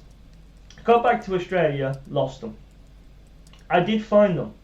They're about 3 years later, 2 years later, in the top of the suitcase. I don't think I sent them, and I think I lost them again. No, they're not. Maybe check the But suitcase. they're again. not- They might. Have They're just not shown here. I actually was thinking that when I just said that. I feel like I should probably Check the suitcase. I was again, gonna just in say, case, because you if might have you been want- like, yeah, no, I'll remember um, them if I put it back here. Otherwise, I'll never find If them you again. want, just leave for 2 seconds now. Go check the KFC's okay. suitcase. KFC's all over the place. Oh. On The that note, whole- you want to jump through some more? Yeah, I was going to say, the whole chat's going on about fucking KFC in Japan now. Yes, I know, it's fucking amazing. KFC's tradition. Christmas tradition. Tradition. You can go on a few...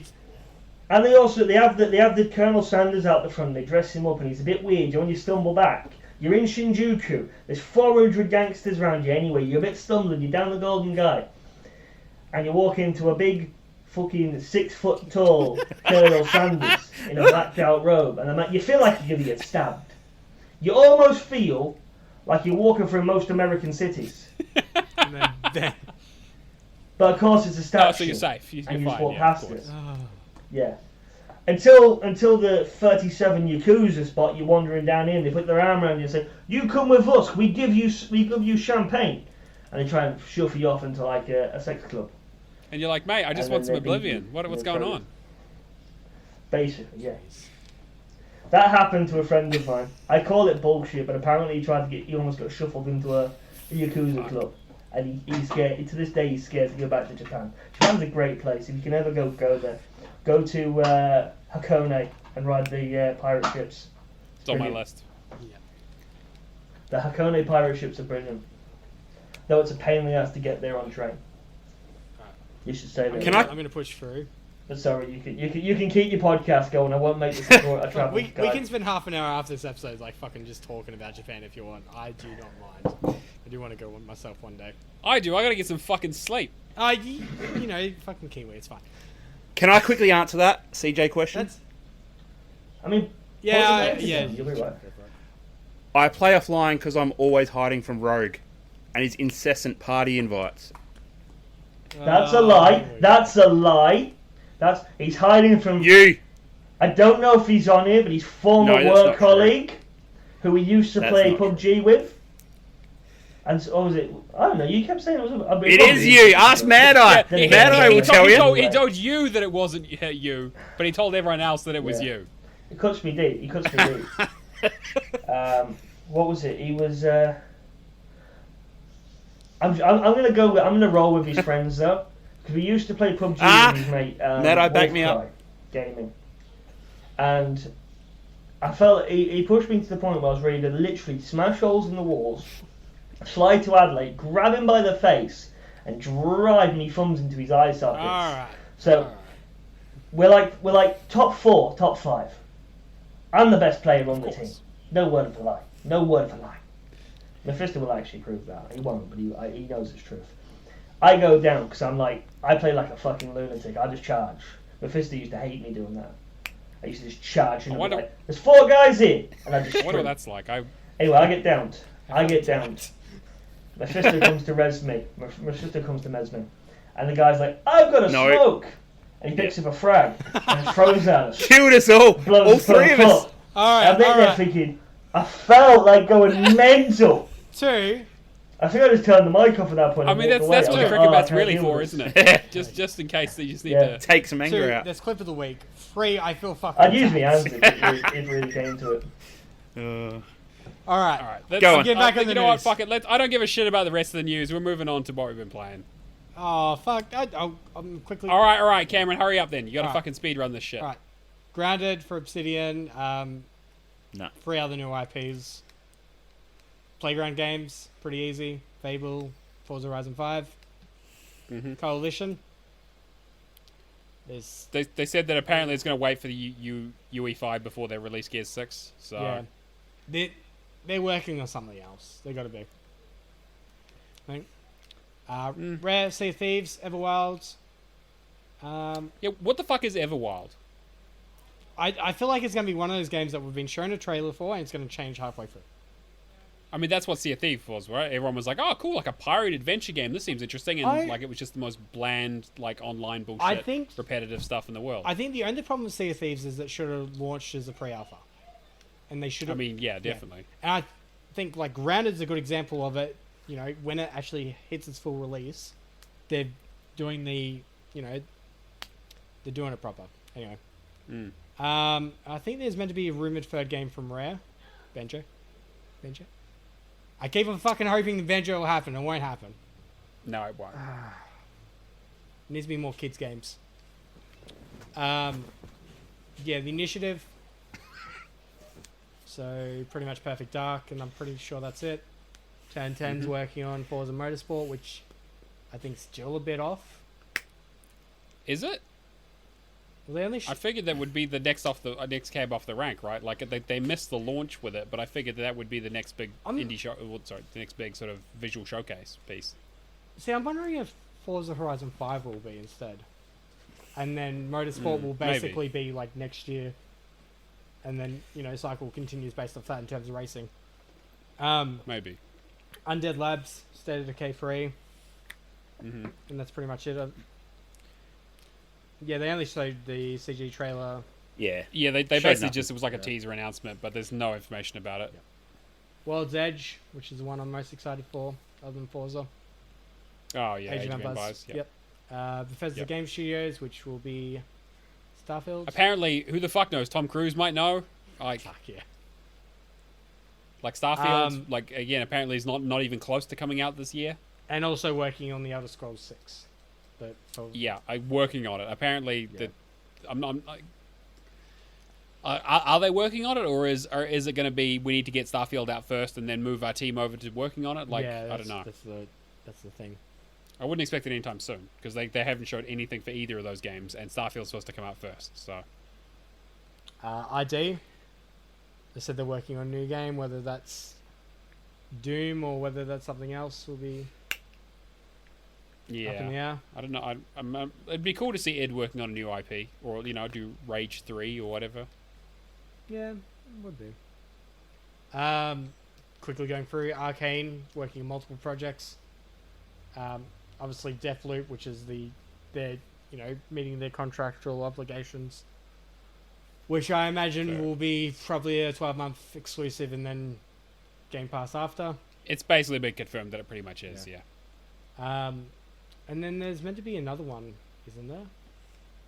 The Austin team is meant to be doing another new IP that's meant to be centered around vampires. Oh, okay. So I'm actually interested to see what Arcane actually bring to the table, and that's the only one that I've unconfirmed that I'm really eager to see at E3. Because they've got a couple of teams, right? Because you've got the Dishonored team, and They've you've got got the Austin and what's the other one? Austin's the one that's been working on the vampire. Was it Whatever like Quebec or something? It was somewhere in France, right? It was somewhere in Canada, right? I think it was I think so. I can't remember exactly, but because I know because they did Lion. Prey and then Arcane Lion. Leon, Right. or however you pronounce it. Yeah. Leon, yeah. Tango working on Ghostwire Tokyo. Yeah, another exclusive for the PlayStation for a bit. Machine Games. They got to be working on a new Wolfenstein. Like Indiana Jones. I mean, they are doing Indiana Jones, right? Which I guess is the thing they've announced. But So- I would be surprised if they. It's funny, yeah, because the rumor I've seen floating about, and I don't know it. I can't remember if I saw a Wolfenstein 3 trailer or I've dreamt it up. But what if? No, they haven't done a trailer for it. Okay, so what if then? Ever since Wolfenstein 2, they've been working on Indiana Jones, and it's going to launch a lot quicker than everybody thought. It might do because they kept that under wraps for a long time. Yeah. So they're probably going to want to tie in with the new movie that they're making. yeah, would it be? Would it be interesting if we actually saw gameplay footage as early as E3? Of the Indiana Jones, maybe. Yeah, I mean, again, like they showed that teaser, so they haven't really showed anything about it. So now would be the time to show off, what the game is, because we have no idea. Yeah, could be a fucking point and click game for all we know. Ugh. like Wolfenstein Yuck. 3 is just as equally likely, but Yeah, ZeniMax, Elder Scrolls Online. Yep. yes. And then- they'll show off their new expansion as they always do, and there'll be always that one person going woo like way too loud. I wonder. Every year it's the same person. Yeah. They always put them in the front row. Oh, they love the brand. They're passionate about it. They fucking they obviously worked on the game. Fuck it. Yeah. I don't know. And then Alpha Dog and Roadhouse. But there's I have no idea what those are. information of that pretty much. Pretty much second party deals. Absobo, which were the creators of Plague Tale, obviously doing Flight Sim. They have a weird catalogue of games. They do. Yeah, I looked into it once and I was like, wow, this is not what I would expect from the people who made one of my favorite games of that generation. It just makes it interesting if they just did games like Plague Tale, how much they could smash it out of the park. But yeah, IO Interactive, apparently they might be working on a AAA title for Xbox. Well, apparently they got a couple teams, right? Because they're working on that new James Bond game that they're doing. Yep.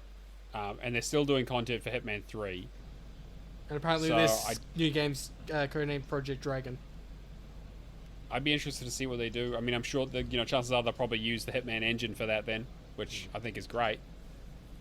Because like that engine is just fantastic. Like the amount of flexibility that they have to basically fuck with stuff. I'd be very curious to see what kind of game it would be. Avalanche Studios, guys that made Just Cause, Mad Max, apparently working on a game called, by the codename Project Typhoon. Hopefully there's some more information about that. And then Image and Form, which are the creators of the SteamWorld games, working on the Gunk. The Gunk, yeah. Which looks and really cool. the only thing... Oh, okay, actually, it's down here later. So then, possible time exclusives. Stalker 2, which I think was meant to be 3 months in Game Pass based off that Apple versus Epic leak. Oh, okay. 12 minutes, which I'm really keen for. Nobody Saves the World, Scorn, The Ascent, Crossfire X, which is Remedy's one. They're doing the campaign for, yep. Exomecha, She Dreams Elsewhere, Tunic, and Warhammer 40k Darktide. As well as some other stuff. And then, I mean, the stuff around Kojima. There's the rumors about Kojima. Yeah. So yeah, there's a lot to look forward to. I'm very... There's a lot to maybe look forward to, potentially rumored. It will be interesting to see what kind of E3 show we have, especially because it's only 90 minutes long. It'll be interesting to me if they have a shitload of games, and it'll be interesting to me if they have nothing. Because I really feel like it could go either way. Because 90 minutes is not a long time, especially now that they're combining the Microsoft and the Bethesda press conferences together. Well, we know they're not going to show Ghostwire, and they're not going to show... No, true. They'll probably save those for the PlayStation conference. But I don't know. I mean, there's a lot of stuff rumored there, and I don't know how much of that even gets talked about, considering that stuff might be like 2023 at this point, considering the delays that they've been having.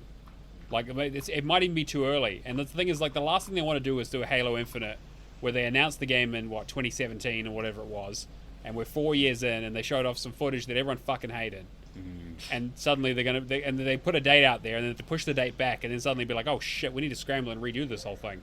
Like, we don't even know when that game's coming out. Again, we've gathered that it's probably going to be like an October release, right? For holiday season, but like we don't know.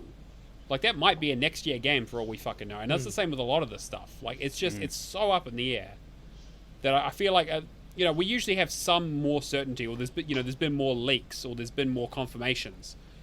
But right now, I feel like people are just running around like their asses are on fire. It's weird too because like with so many people working from home, you would assume it to be more of an aspect. At least I assume people are still working from home. In terms of like leaks and like more information getting out there, I guess so.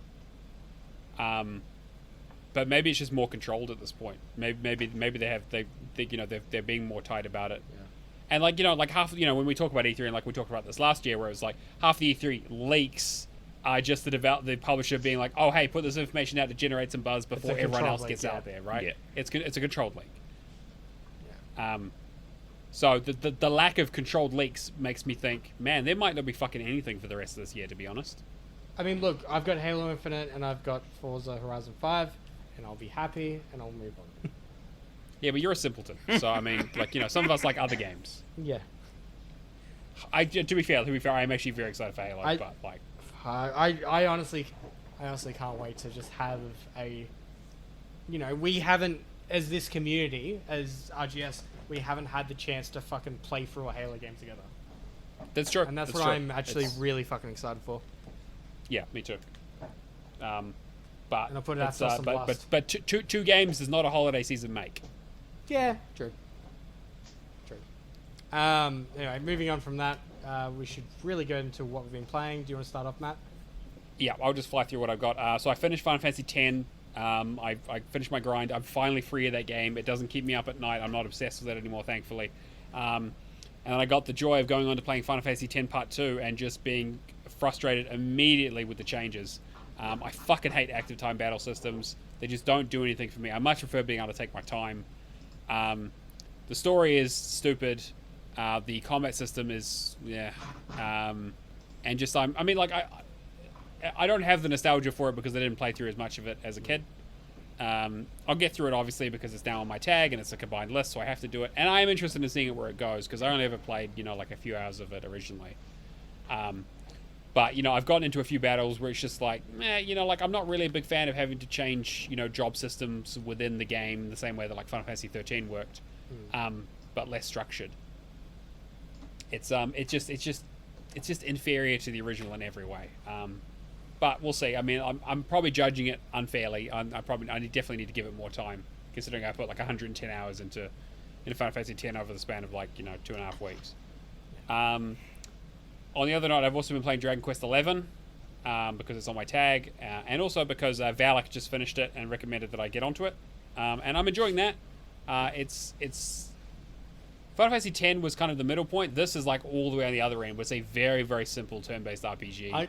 I got to mention quickly with that. I started Dragon Builders Quest, or whatever it's called, 2 the other day. Dragon Quest Builders 2. And then I just got an angry message, all encapsulated. No, you fucking picked the wrong fucking game. And I'm like, I'm just doing my Xbox Ambassadors quest. Like, can you go easy? Yeah, I mean, I'm enjoying 11. Like, it's a well-made game. Everyone talks in British accents.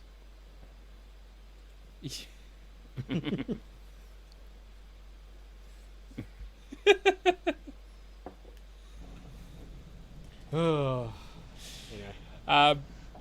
I'm enjoying that. But again, it's not a. I'm just kind of putting time into it as I have it. It's the problem with RPGs like this is that you always have to have a guide open, so you kind of can't just play them casually unless you're just going to grind up some levels. Like, it's the kind of thing where you need to be onto it most of the time. Although I know that Dragon Quest XI is pretty open, which is good. Also played some Conan Exiles, which Cameron is about to call me out for. How the fuck could you pay $20 for a DLC? Well, okay, it was $30 New Zealand. Fuck's sake. But I used one of my reward points gift cards to get $25. So I ended up, and it was like 15% off for Game Pass or whatever the deal is. So it cost me like $1.50 at the end of it. And I just wanted to get the DLC done because I was looking through. DLCs have been delisted recently, so people are getting a little antsy around DLC availability. A week, not even a week ago. Oh, I mean, trust me, I know. But the thing is that if I don't buy it now, I would have to wait for a sale, and that shit never goes on sale with that stuff. So I decided to just bite the bullet and get it over and done with. Also, it put me like 12 achievements away from 12 more achievements away from a 95% completion. So I wasn't having that. So I decided, while I was doing Need for Speed, running that idle boosting in the background, I needed something to play on the Xbox One. So I just did that as kind of like a, took me like just over 2 hours to do. Painless, you can console command the whole thing. There's only like one RNG achievement, and the RNGs for it's pretty good. So even I didn't roll a 1 on that, thankfully. Also played some Hat in Time. Again, more DLC that they released. They released the DLC for this at end of March, like 2 or 3 years after the game came out. So it just kind of came out of nowhere. Apparently it's been on the PC for a while. Really good game still. I really enjoy Hat in Time. But the DLC introduces a challenge mode that just makes you replay levels with modifiers on them to make them more difficult, and really sucks the fun out of it. In a way that it's not the reason I play. It's kind of that Mario style 3D platformer. I play it because it's kind of challenging, but also fun and interesting. And the puzzles are challenging, but not crazy hard. Where then now it's okay, now do this level without jumping. I'm like, motherfucker, this is a platformer. Are you kidding me? So now I have to master frame perfect tricks where it's okay, there's a hat that allows you to hop, and then you have to fucking dash afterwards, but doesn't count as a jump. And anyway, I'm having some fun with it, but the challenge mode is not really what I play that stuff for. But I need to play the new there's 2 new areas that they've added with 10 extra missions. So I'm going to do those. They've also added co-op, so I'm going to try and convince Alison to play that with me. Should be good. But overall, I quite like that game, and I'm hoping that they do more of those. Like a sequel would be really good.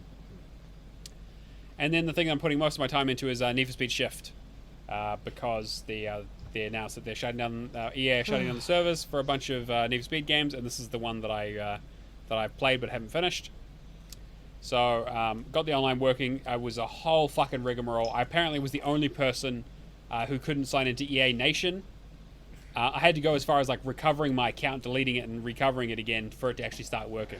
So I finally got the online done. I only had like one achievement left in it, and so I've just been playing through that. And man, racing games suck. Like, who the fuck has any fun with this stuff? Like, you seriously drive around the same fucking 5 tracks with the same car that you just souped up, and you're like, oh cool, I'm gonna drive around a bunch of people and just be like, yeah, scenery's the same, keep on the same racing line. I might get bumped off.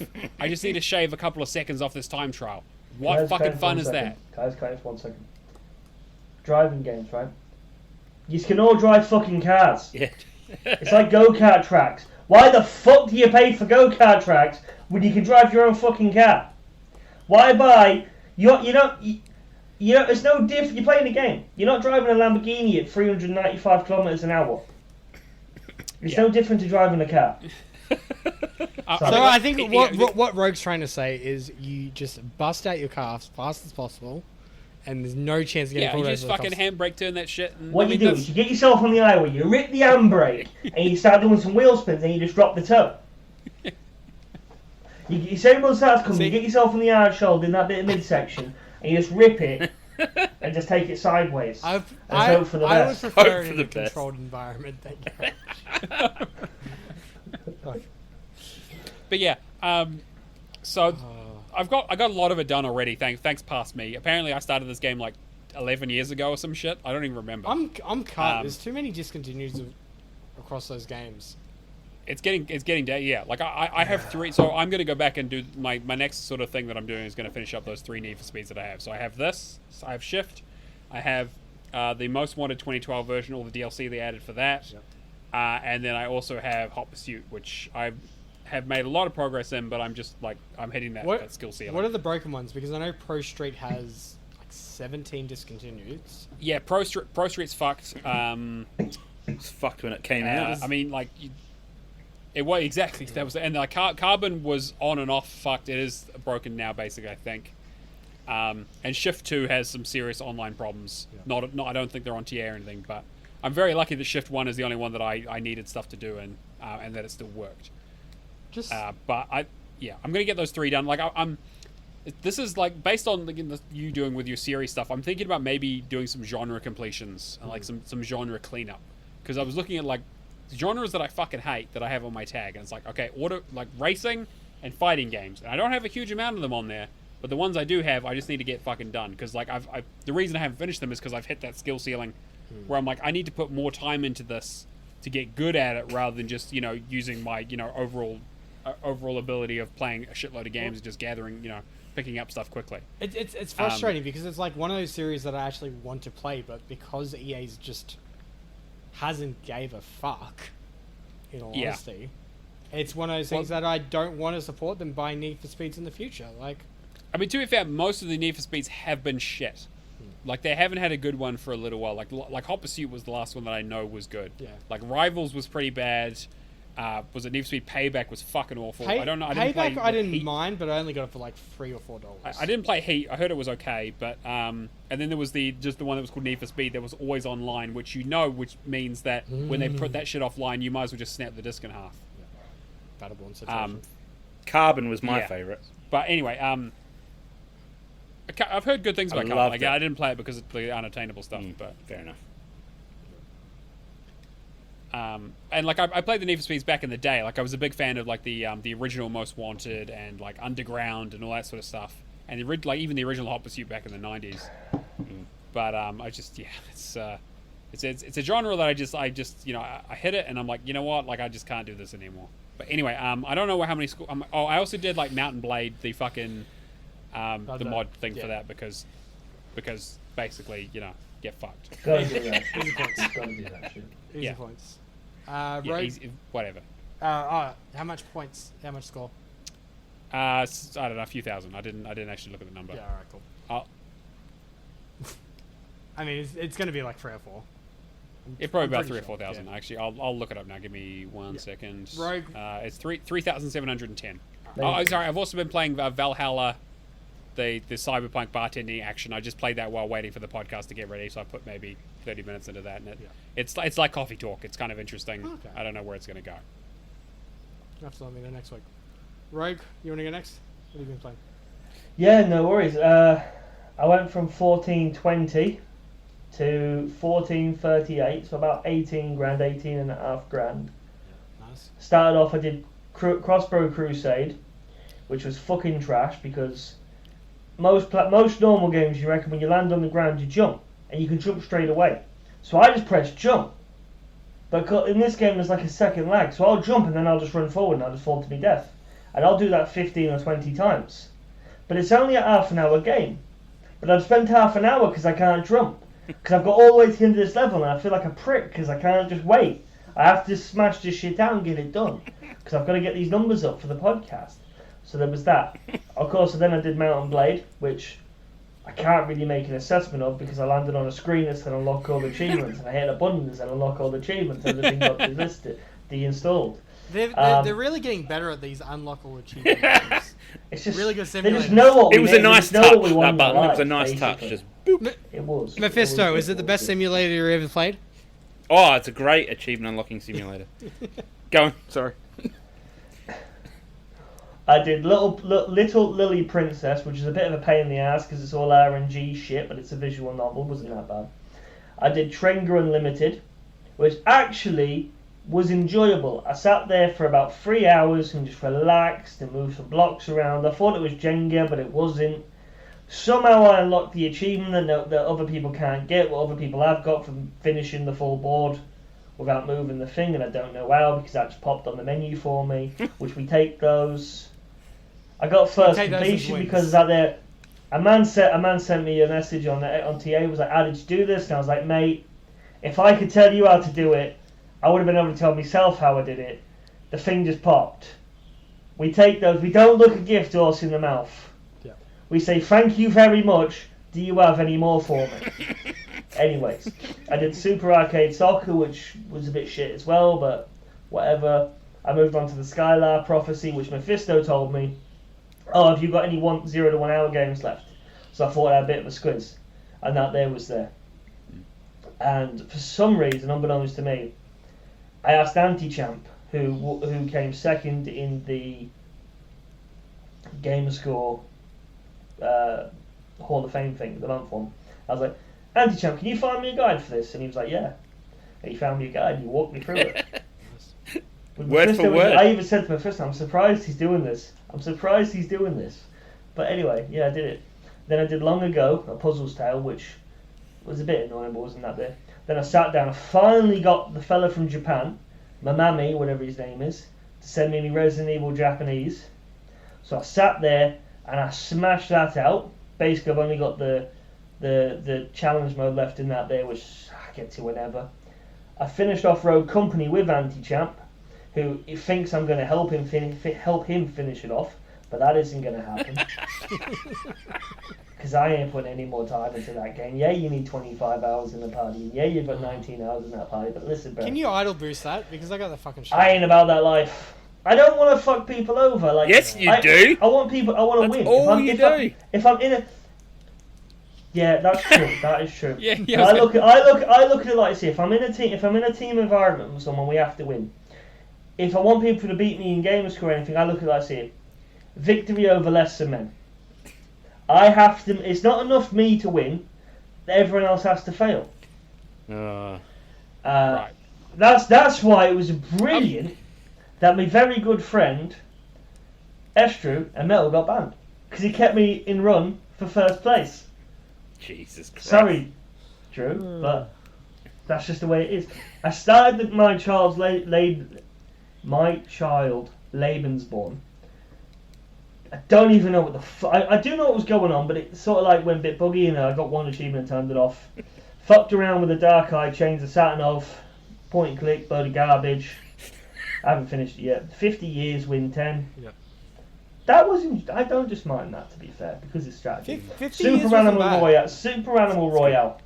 Yes. Super Animal Royale is the best game that's come to Xbox this week. Yep.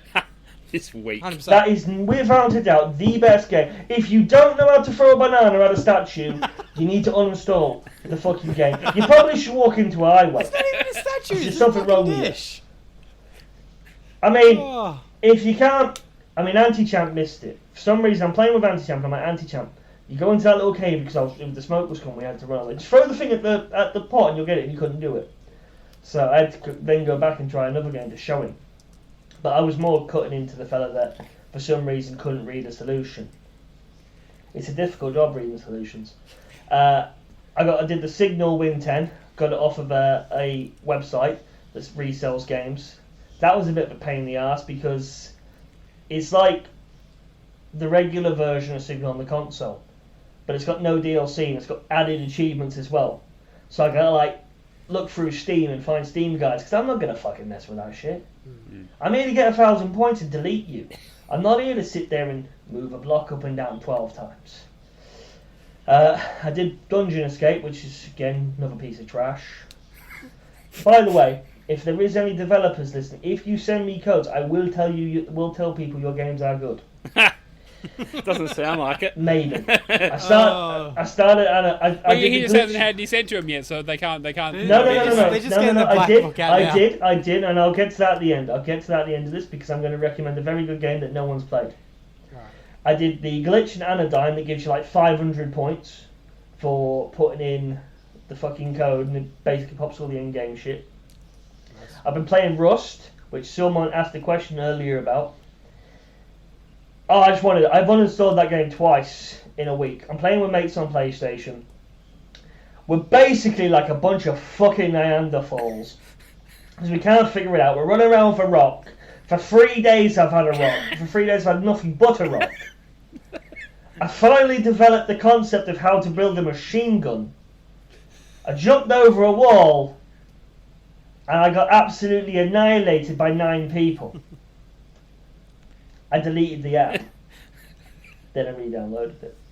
I haven't played it today. I've been told on my WhatsApp my base has been destroyed. I felt like crying. I tell you what we did find though. We had a random from PlayStation. His name was Sean Bro. The man is the best fucking person in the universe. He came out of nowhere. He asked me one day because I had a metal axe. Like, mate, you have any wood? I said, yeah, mate, I have this here. I've got 900 on me. You can take that there. And he was like, thank you. Little did we know the man was an expert. He's been playing it a week. Somehow he's an expert. He's built us a base. He's built us this. He's built us the next thing. He's building machine guns. He's building shotguns. I feel like I could literally declare war on Russia. I've got that many guns now. Then he decided to pick a fight with a team on not far from us who's got 25 people in this little house. And they just come out and they just completely fucked us. Didn't end well in the slightest. It was a very, very bad day. Anyway, did Sanity and Morris, no more crap. Did Family Mysteries 3, which is an Artflex game. Did Ellen, which is a bit stupid. Yeah, the Iron Rocks and the stupid item menu's a bit garbage. Mephisto did that earlier, so I stole him doing it, and I thought I'd jump on it. Donuts and Justice, whatever. 8 Dragons, that's a pain in the arse. The second level's ridiculous. Ian Weeks was like, yeah, I can't beat the second level, and I played it, and I'm like, yeah, I can understand why you can't beat the second level. You basically fight every single boss in the game in a row, in one fight, and he just one-shots you. And then I did Conan Exiles, which I haven't finished because I still got to do the RNG achievement, which I was going to delay the podcast for, but I thought I can't really do that. But you're already late, but that's fine. Don't worry about it. This is why we started fucking. I like to be fashionable, you see. Don't you see me when I was Tiger? I can tell. Hats Don't you inside. see when I was Tiger? Anyway, but I did get given a code. After abusing by Yeo something fierce on Solutions, which I deleted, that she somehow still found with. That was kind of dodgy. In Messenger, I've abused because he makes Friends of Ringo Ishikawa, which is a brilliant game. You should all go and buy Friends of Ringo Ishikawa. A couple of the achievements are fucked. Me and him are in the middle. We're going to develop more achievements for that. They're in July. We should be. Anyway, game's brilliant. He sent, because after I abused him scandalous about the Pocket Full of Cash achievement, he sent me Arrest of a Stone Buddha, which people have said. Jeremy J1 goes on the feed the other day, this is the worst game I've ever played this year. And I'm sitting there thinking, mate, be realistic. You know that's a lie. You're calling him out. You know that's not the worst game you've played this year.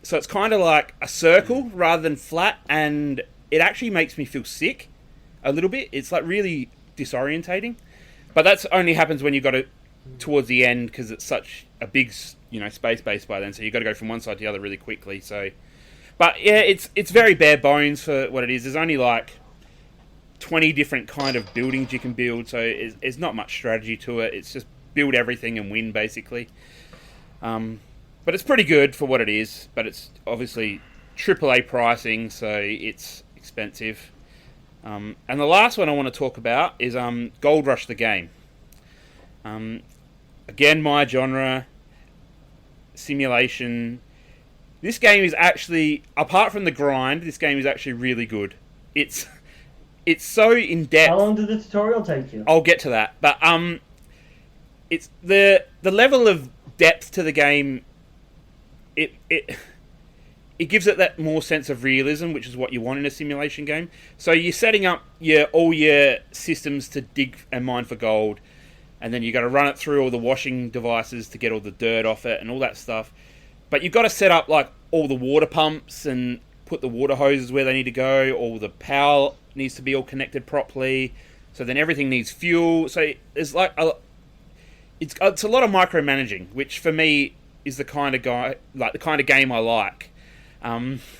As Rick said, the tutorial, there's an achievement for doing the tutorial, and I decided I'll do that because get it out the way first, learn the game, as it makes sense. If there wasn't an achievement, you can skip it, but I did it. 9 hours later, I still haven't finished the tutorial, and I'm wondering what the hell is going on. Finished it? No.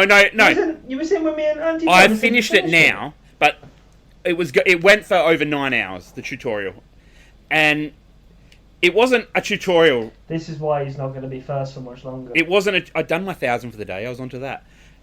It's not. It wasn't even a tutorial. Yeah, it was do this, do this, do this, do this, and it's just so. It was so long because you're learning as you go, and when it says connect the power up to all your devices, you're like, well, I don't even know how to do that.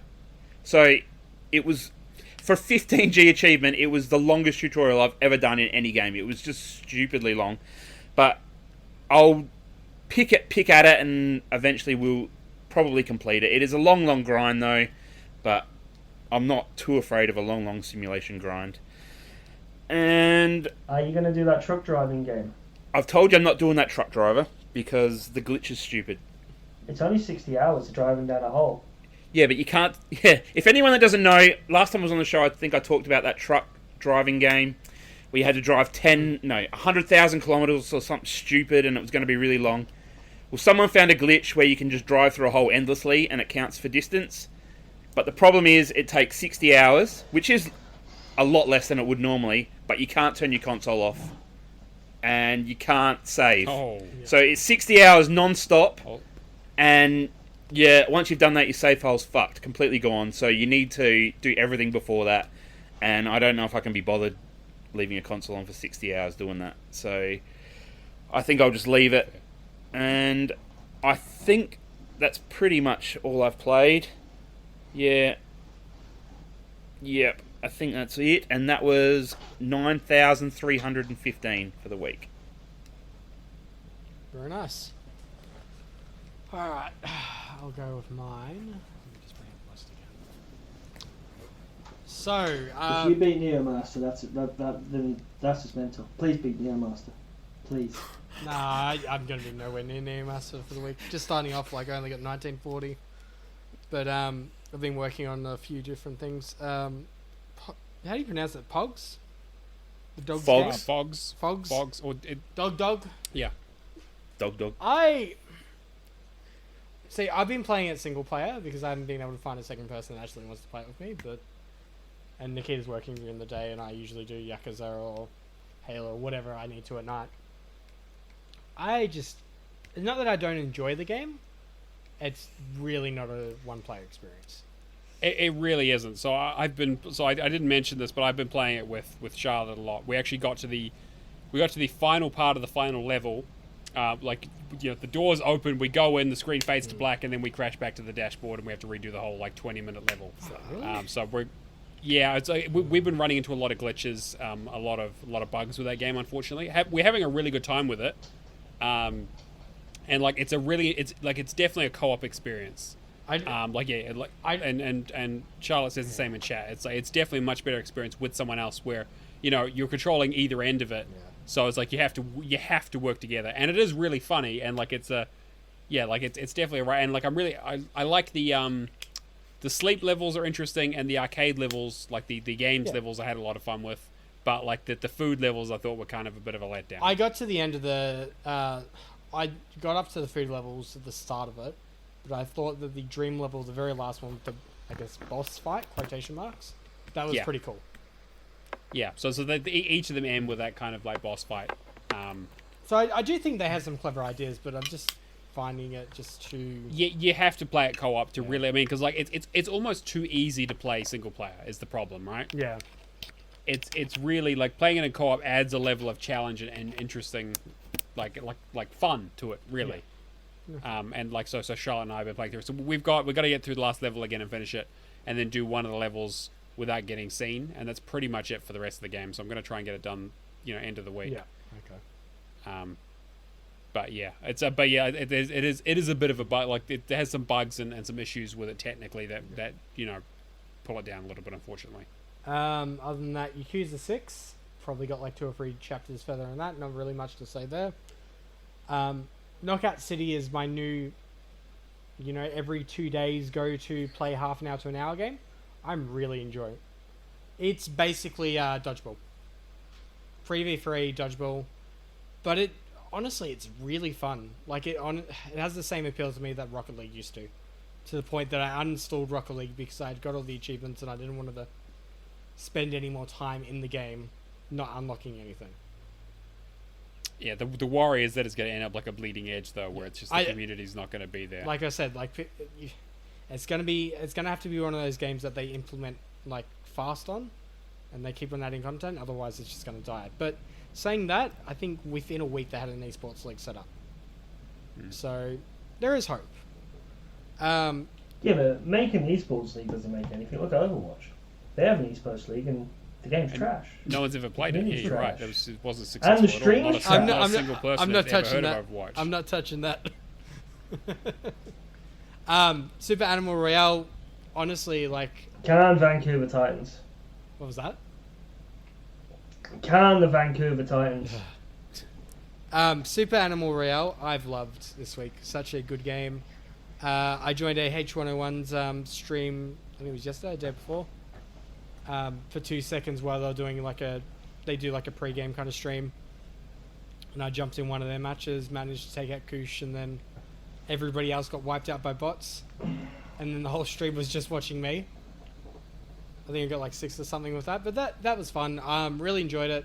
Done some boosting with Adrian, done some boosting with Mike, and done some boosting with Red. I'm the only person that hasn't liked it, Snipes. Had one game and then went, nah, this isn't for me, and uninstalled. Oh. But yeah. Okay. Zombie Army 4. Brilliant game. Me and Pluto did the Nightmare campaign. He actually put up a tweet last night, and I just saw that Rebellion actually retweeted it before, which is pretty cool. But only 0.04% of gamers have that achievement. I don't think it's that bad, but Alex likes to go on tilt quite a bit. I think it's less that the difficulty is bad and that the game in general is just bad and has really scared a lot of people off. It's better than Strange Brigade. That's the saving grace. Yeah, but I don't think it really... I guess from what I've heard and what you've said, it doesn't hold up to the original Zombie Army Children. Oh, no, which was a pretty ropey game to begin with. It definitely doesn't hold up, but like doing that co-op experience, that's the kind of gaming that I like. So I've enjoyed it. And it is funny sometimes for him to go off. But then he'll go on a tangent of just like, this is so difficult. Why do they have to have this mode? It's just like, oh, thank you, Anonymous Gifter. Thanks, Anonymous Gifter. We appreciate it, whoever the fuck you are. This sounds like those dodgy Valentine cards you get under the door. Or those 20-page love letters that you get that just... The man's just gave you 5 subs and you've just ripped into the man, poured stuff and fierce. Leave the man alone. Stop bullying him. Yeah, he's trying to be nice. Stop bullying him, Cameron. Anyway, yeah, so Zombie Army 4, we have 13 achievements left, I think, but 7 of them are the DLC. And I'm not paying for that shit until there's a sale. Fair. Unlike some people. All right. You've got to get You that could shit you done, could mate. fucking You've eat a gotta dick get and that choke shit on it done. while you're at it. Anyway, three more things I want to talk about. I had Stephanie last weekend here, so we decided to play Bunny Factory. Now, Bunny Factory is a cutesy little bunny wearing a mech suit doing, you're in a factory and you basically solve puzzles by moving cubes. Saying that, there is a room that you can walk on these little plates that basically change the mech suit's color. And having a 2-year-old, going bunny, bunny, bunny, and having those different colors and going, all right, well, what's this color? This is pink. And then, oh, pink, yellow. And then just doing all that. Absolutely adorable. Loved every minute of it. And then I was teaching her how to, press the A button and you jump and do cubes. So just for something for a 2-year-old to muck around with for 10 minutes, she loved it. And I was really... So you'll be putting on our Apex team pretty quickly then, right? She unlocked an achievement in it. I was like, all right, I'm proud dad moment. But I thought it was pretty cute. So what you say? Well, so what you're admitting to is that you have multiple people playing on your tag live on the show. Is what you're saying, basically. That's fine. Somebody clip it. All right, I'll move past that. I need an excuse to have a game like Bunny Bunny Factory in my tag. Yeah, fair. Okay, that's fair. That's fair. And saying that, I have a physical copy of Just Sing, so we decided to bust that open and duo on Let It Go for Frozen, which I thought was very adorable as well. So that was just some feel-good gaming moments there. The only other game that I really want to mention this week that caught me by surprise is The Wild at Heart. And I am going to... I've made a lot of recommendations this week. Like Super Animal Royale, I think a lot of people have jumped on. It's relatively easy, 6 to 8 hours.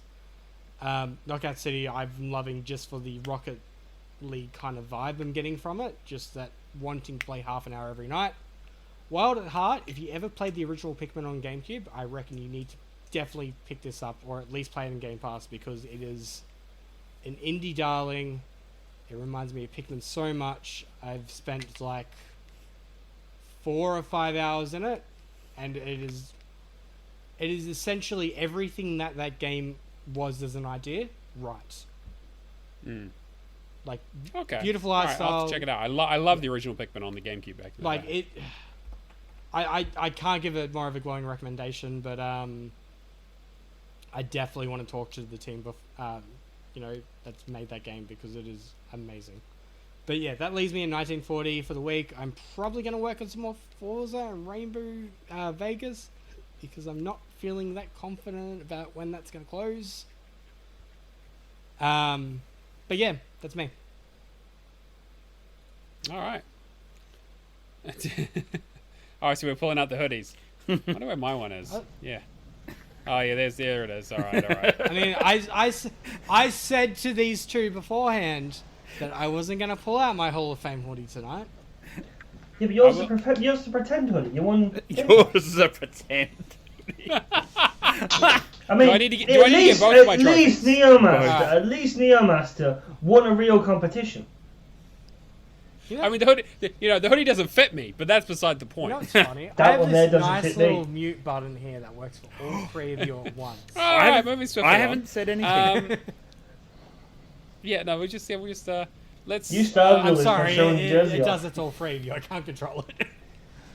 All right. Do you want to quickly run through the community thing, or do we want to? Yeah, I'll quickly go for the community thing. So I basically just said, give a shout out to a co-op partner.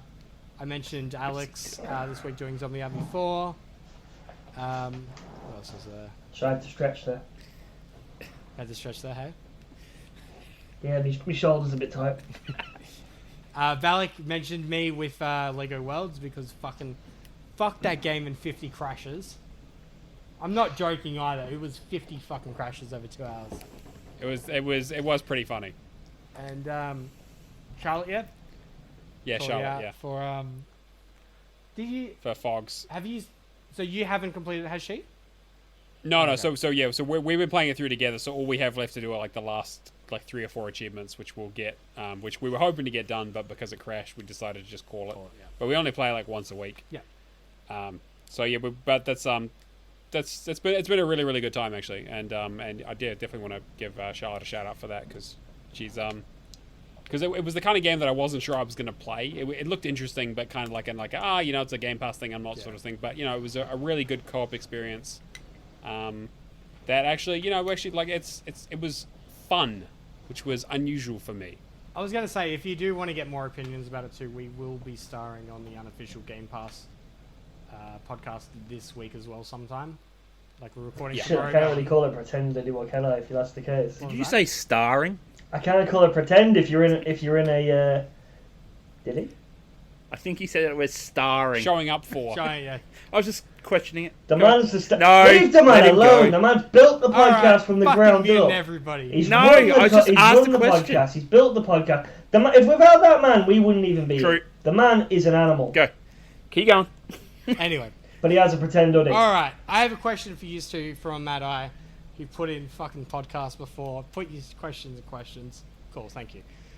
Got a question for you guys. Out of the 2 G-Task wins, which was your fondest? Not sure if you'll get a touch on G-Task or not, but it is your competitive roots. Also, who was their favourite teammate? Do you want to go first, Rory? Shingatsurai on the first one. That's it. He stole all my games and he's still a better teammate than Mad Eye and Meth. Brutal. You're a savage. But honest. The amount of shade on this episode, oh god. Oh boy. This isn't half as bad as what the pre-chat was yesterday. Rogue's actually restraining himself this podcast, if you would believe it. I got told not to drop bombs. I got told not to drop bombs on people. Well, fair. I mean, yeah. I'm glad. It's good not to alienate the entire achievement community in one episode. You want to spread that out a little bit. Yeah. I mean, fuck everyone. Well, basically, yes. Anyway. Depends if it's an odd or even episode for our long-term listeners. Anyway, questions in chat. I'm not sure if I've missed any. I think we got most of them. Yeah, I think so. I'm just going to have a quick look. Was Mad Eye the only actual proper question this week? Mad Eye was the only one that put it in the podcast channel beforehand. Duh. Best teammate I think ever. you need to keep your ego in check. Best teammate. Well, obviously we're not quite as popular as you seem to think. I don't think I'm popular at all. Mm-hmm. You don't get to number 1 being popular. That's very true. I don't know. I don't know. He built his popularity on my back from trying to start war with people. Who carried you to 2 He GTAC became wins? best friends with Matthias Anderson. Who carried you? Best friends with Matthias Anderson after Mephisto convinced him to sabotage his own team. True. True. You've got Irish Warrior in here. You've got Irish Warrior in the chat. Shout out to Irish the boy. Mephisto's best friend. Mephisto's going to come to Canada and live with him for 3 weeks. No, Canada's best a lovely friend. place, I'm sure. Best friend. If he ever... With your pardon? Beg your pardon, bitch. Do you want to fucking go, Cam? All right. I'm gonna bring this in. I think that's more than enough of all of us, to be honest. Yeah. Partly because I'm fucking tired of all this, and I want to go to bed. Wow. So if you want to get in contact with us, you can email us at hello@realgamerscore.com, at realgamerscore on Twitter, discord.r/realgamerscore, and patreon.com/realgamerscore if you want to give us some cash. If you write in some fucking questions, we might answer them. Best place to do it is on the Discord. We've got a whole channel for it. Otherwise, if you tune in live, you can throw shit at us and we'll just interrupt whatever we're talking about to go on a tangent because that's just how the show runs. If you want to guest on the show, you probably need to be number 1 on something. I've got a list now. That's the thing. Yeah, number 1 or 2, or 3. Just somewhere. Yeah, so... Ian Week should be on this cast next week, and Jeremy. Jeremy and Ian Week should both be on the cast next week. I've already... Also, can I just chuck one thing in quickly, just because... Yeah. I was going to say, just... You should all... Yeah, you go. Go on, I'll let you go. I was going to say, next 3 weeks are already booked out, so... Sorry, Jeremy. Sorry, Ian. If you chuck money into the Patreon, you won't get our big stupid heads. You'll actually get people who are worth listening to. So put your hands in your pockets and give the man some money. Because if worse comes to worse, you'll have decent people to listen to. and Neo won't have a fucking whatever the fuck's behind his head. Help the man out. I For gotta God's pay for sake, the the man's movie give somehow. the man's give you 3 hours worth of your life. Help the boy out. Oh, Oh, thank you, Rogue. Appreciate that. I'm not giving you any money either. No, fair. Get fucked. time is money. If you want to help out the podcast in other ways, subscribe to us on your podcast platform of choice. Leave us a review. Watch us on Twitch if you don't already. Tell your friends. Word of mouth is always the best way to do it. Just cram the mention of the show into every boosting session you've ever been in. I usually go the route of saying, hey, sorry, I can't make that time. I've got podcast to do and that sort of stuff. Or hey, if you want to watch this, we're going to be talking about this. Or I'll give you guys a shout out for this boosting session that I did. Or you can do what Cameron does, which is Promote. you say that your way of promote is just in any sort of awkward silence in a boosting session. You go, hey, I do a podcast. Hey, you guys, do you guys know what a podcast is? I do a podcast. Either way is fine. We haven't seen which one's more effective. I have my theories. But hey, like the achievement hunting community takes all types, as we've talked about tonight. And just the last thing to add to that too, like social media, man.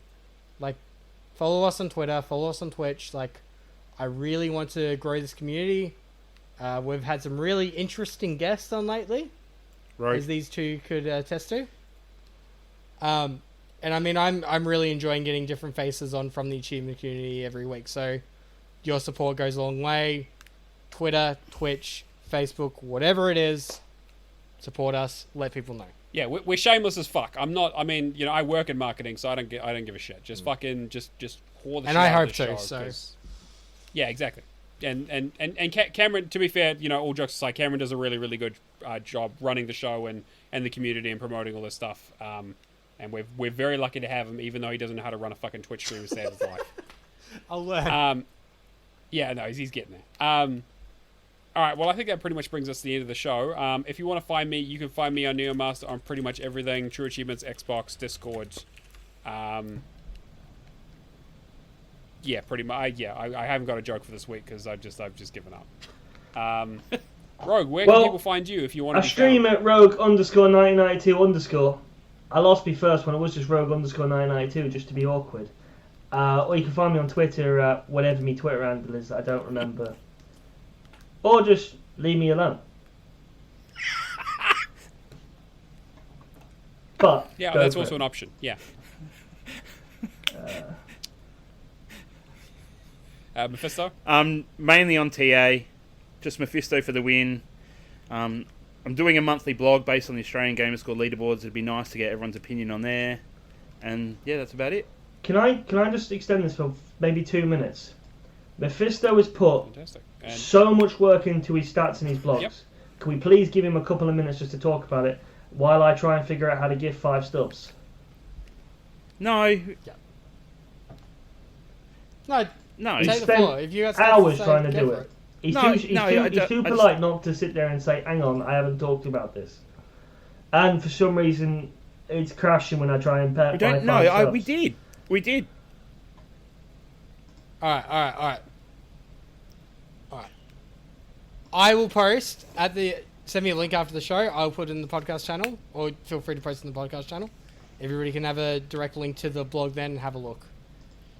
Okay. Yeah, I'm gonna have a look as well because I'm a stats nerd, so I'm interested. I guess with that, And that's me. yeah, it's you, Cameron. Yep, so Shadowless Edge, Twitter now, the handle's changed. Shadowlessedge.com, the website. You can find me pretty much in that game tag mostly everywhere except for the Xbox Achievement community on Facebook, which I'm just like 30 people shy of 400. So, I mean, if you want to chuck in some support there, the community's not really active, but the people that are there, I've fucking loved gaming with them since like 2013. Some really nice characters in there. They're really supportive, and they need to just make the jump to Discord, but they're lazy, and they're not lazy, but they're stubborn in their ways. And then, yeah, just a quick shout out to everybody that has given me support over the last week in terms of, just the nice words and all that. Fucking love it. Really appreciate everyone in the community. And, yeah, that's I mean, I can go on for like a fucking hour talking this, but you don't want an hour of me shit talking. No, because we really should save that for Patreon content, or lights, camera, and action in particular. Yeah. When somebody gets around to watching the TV show, Yeah, this week it's my fault. I have not got around to doing it. I will do that tomorrow. Cool. All right. Well, I think that wraps everything up. So thank you all for being on the show, and thank you all for watching. Those who are watching live, and I hope everyone enjoyed it. And if you don't, well, fuck you. You spent 3 hours doing it. So what's wrong with you? Anyway, bye. I'm ending this. Fucking roll the music. Peace, guys.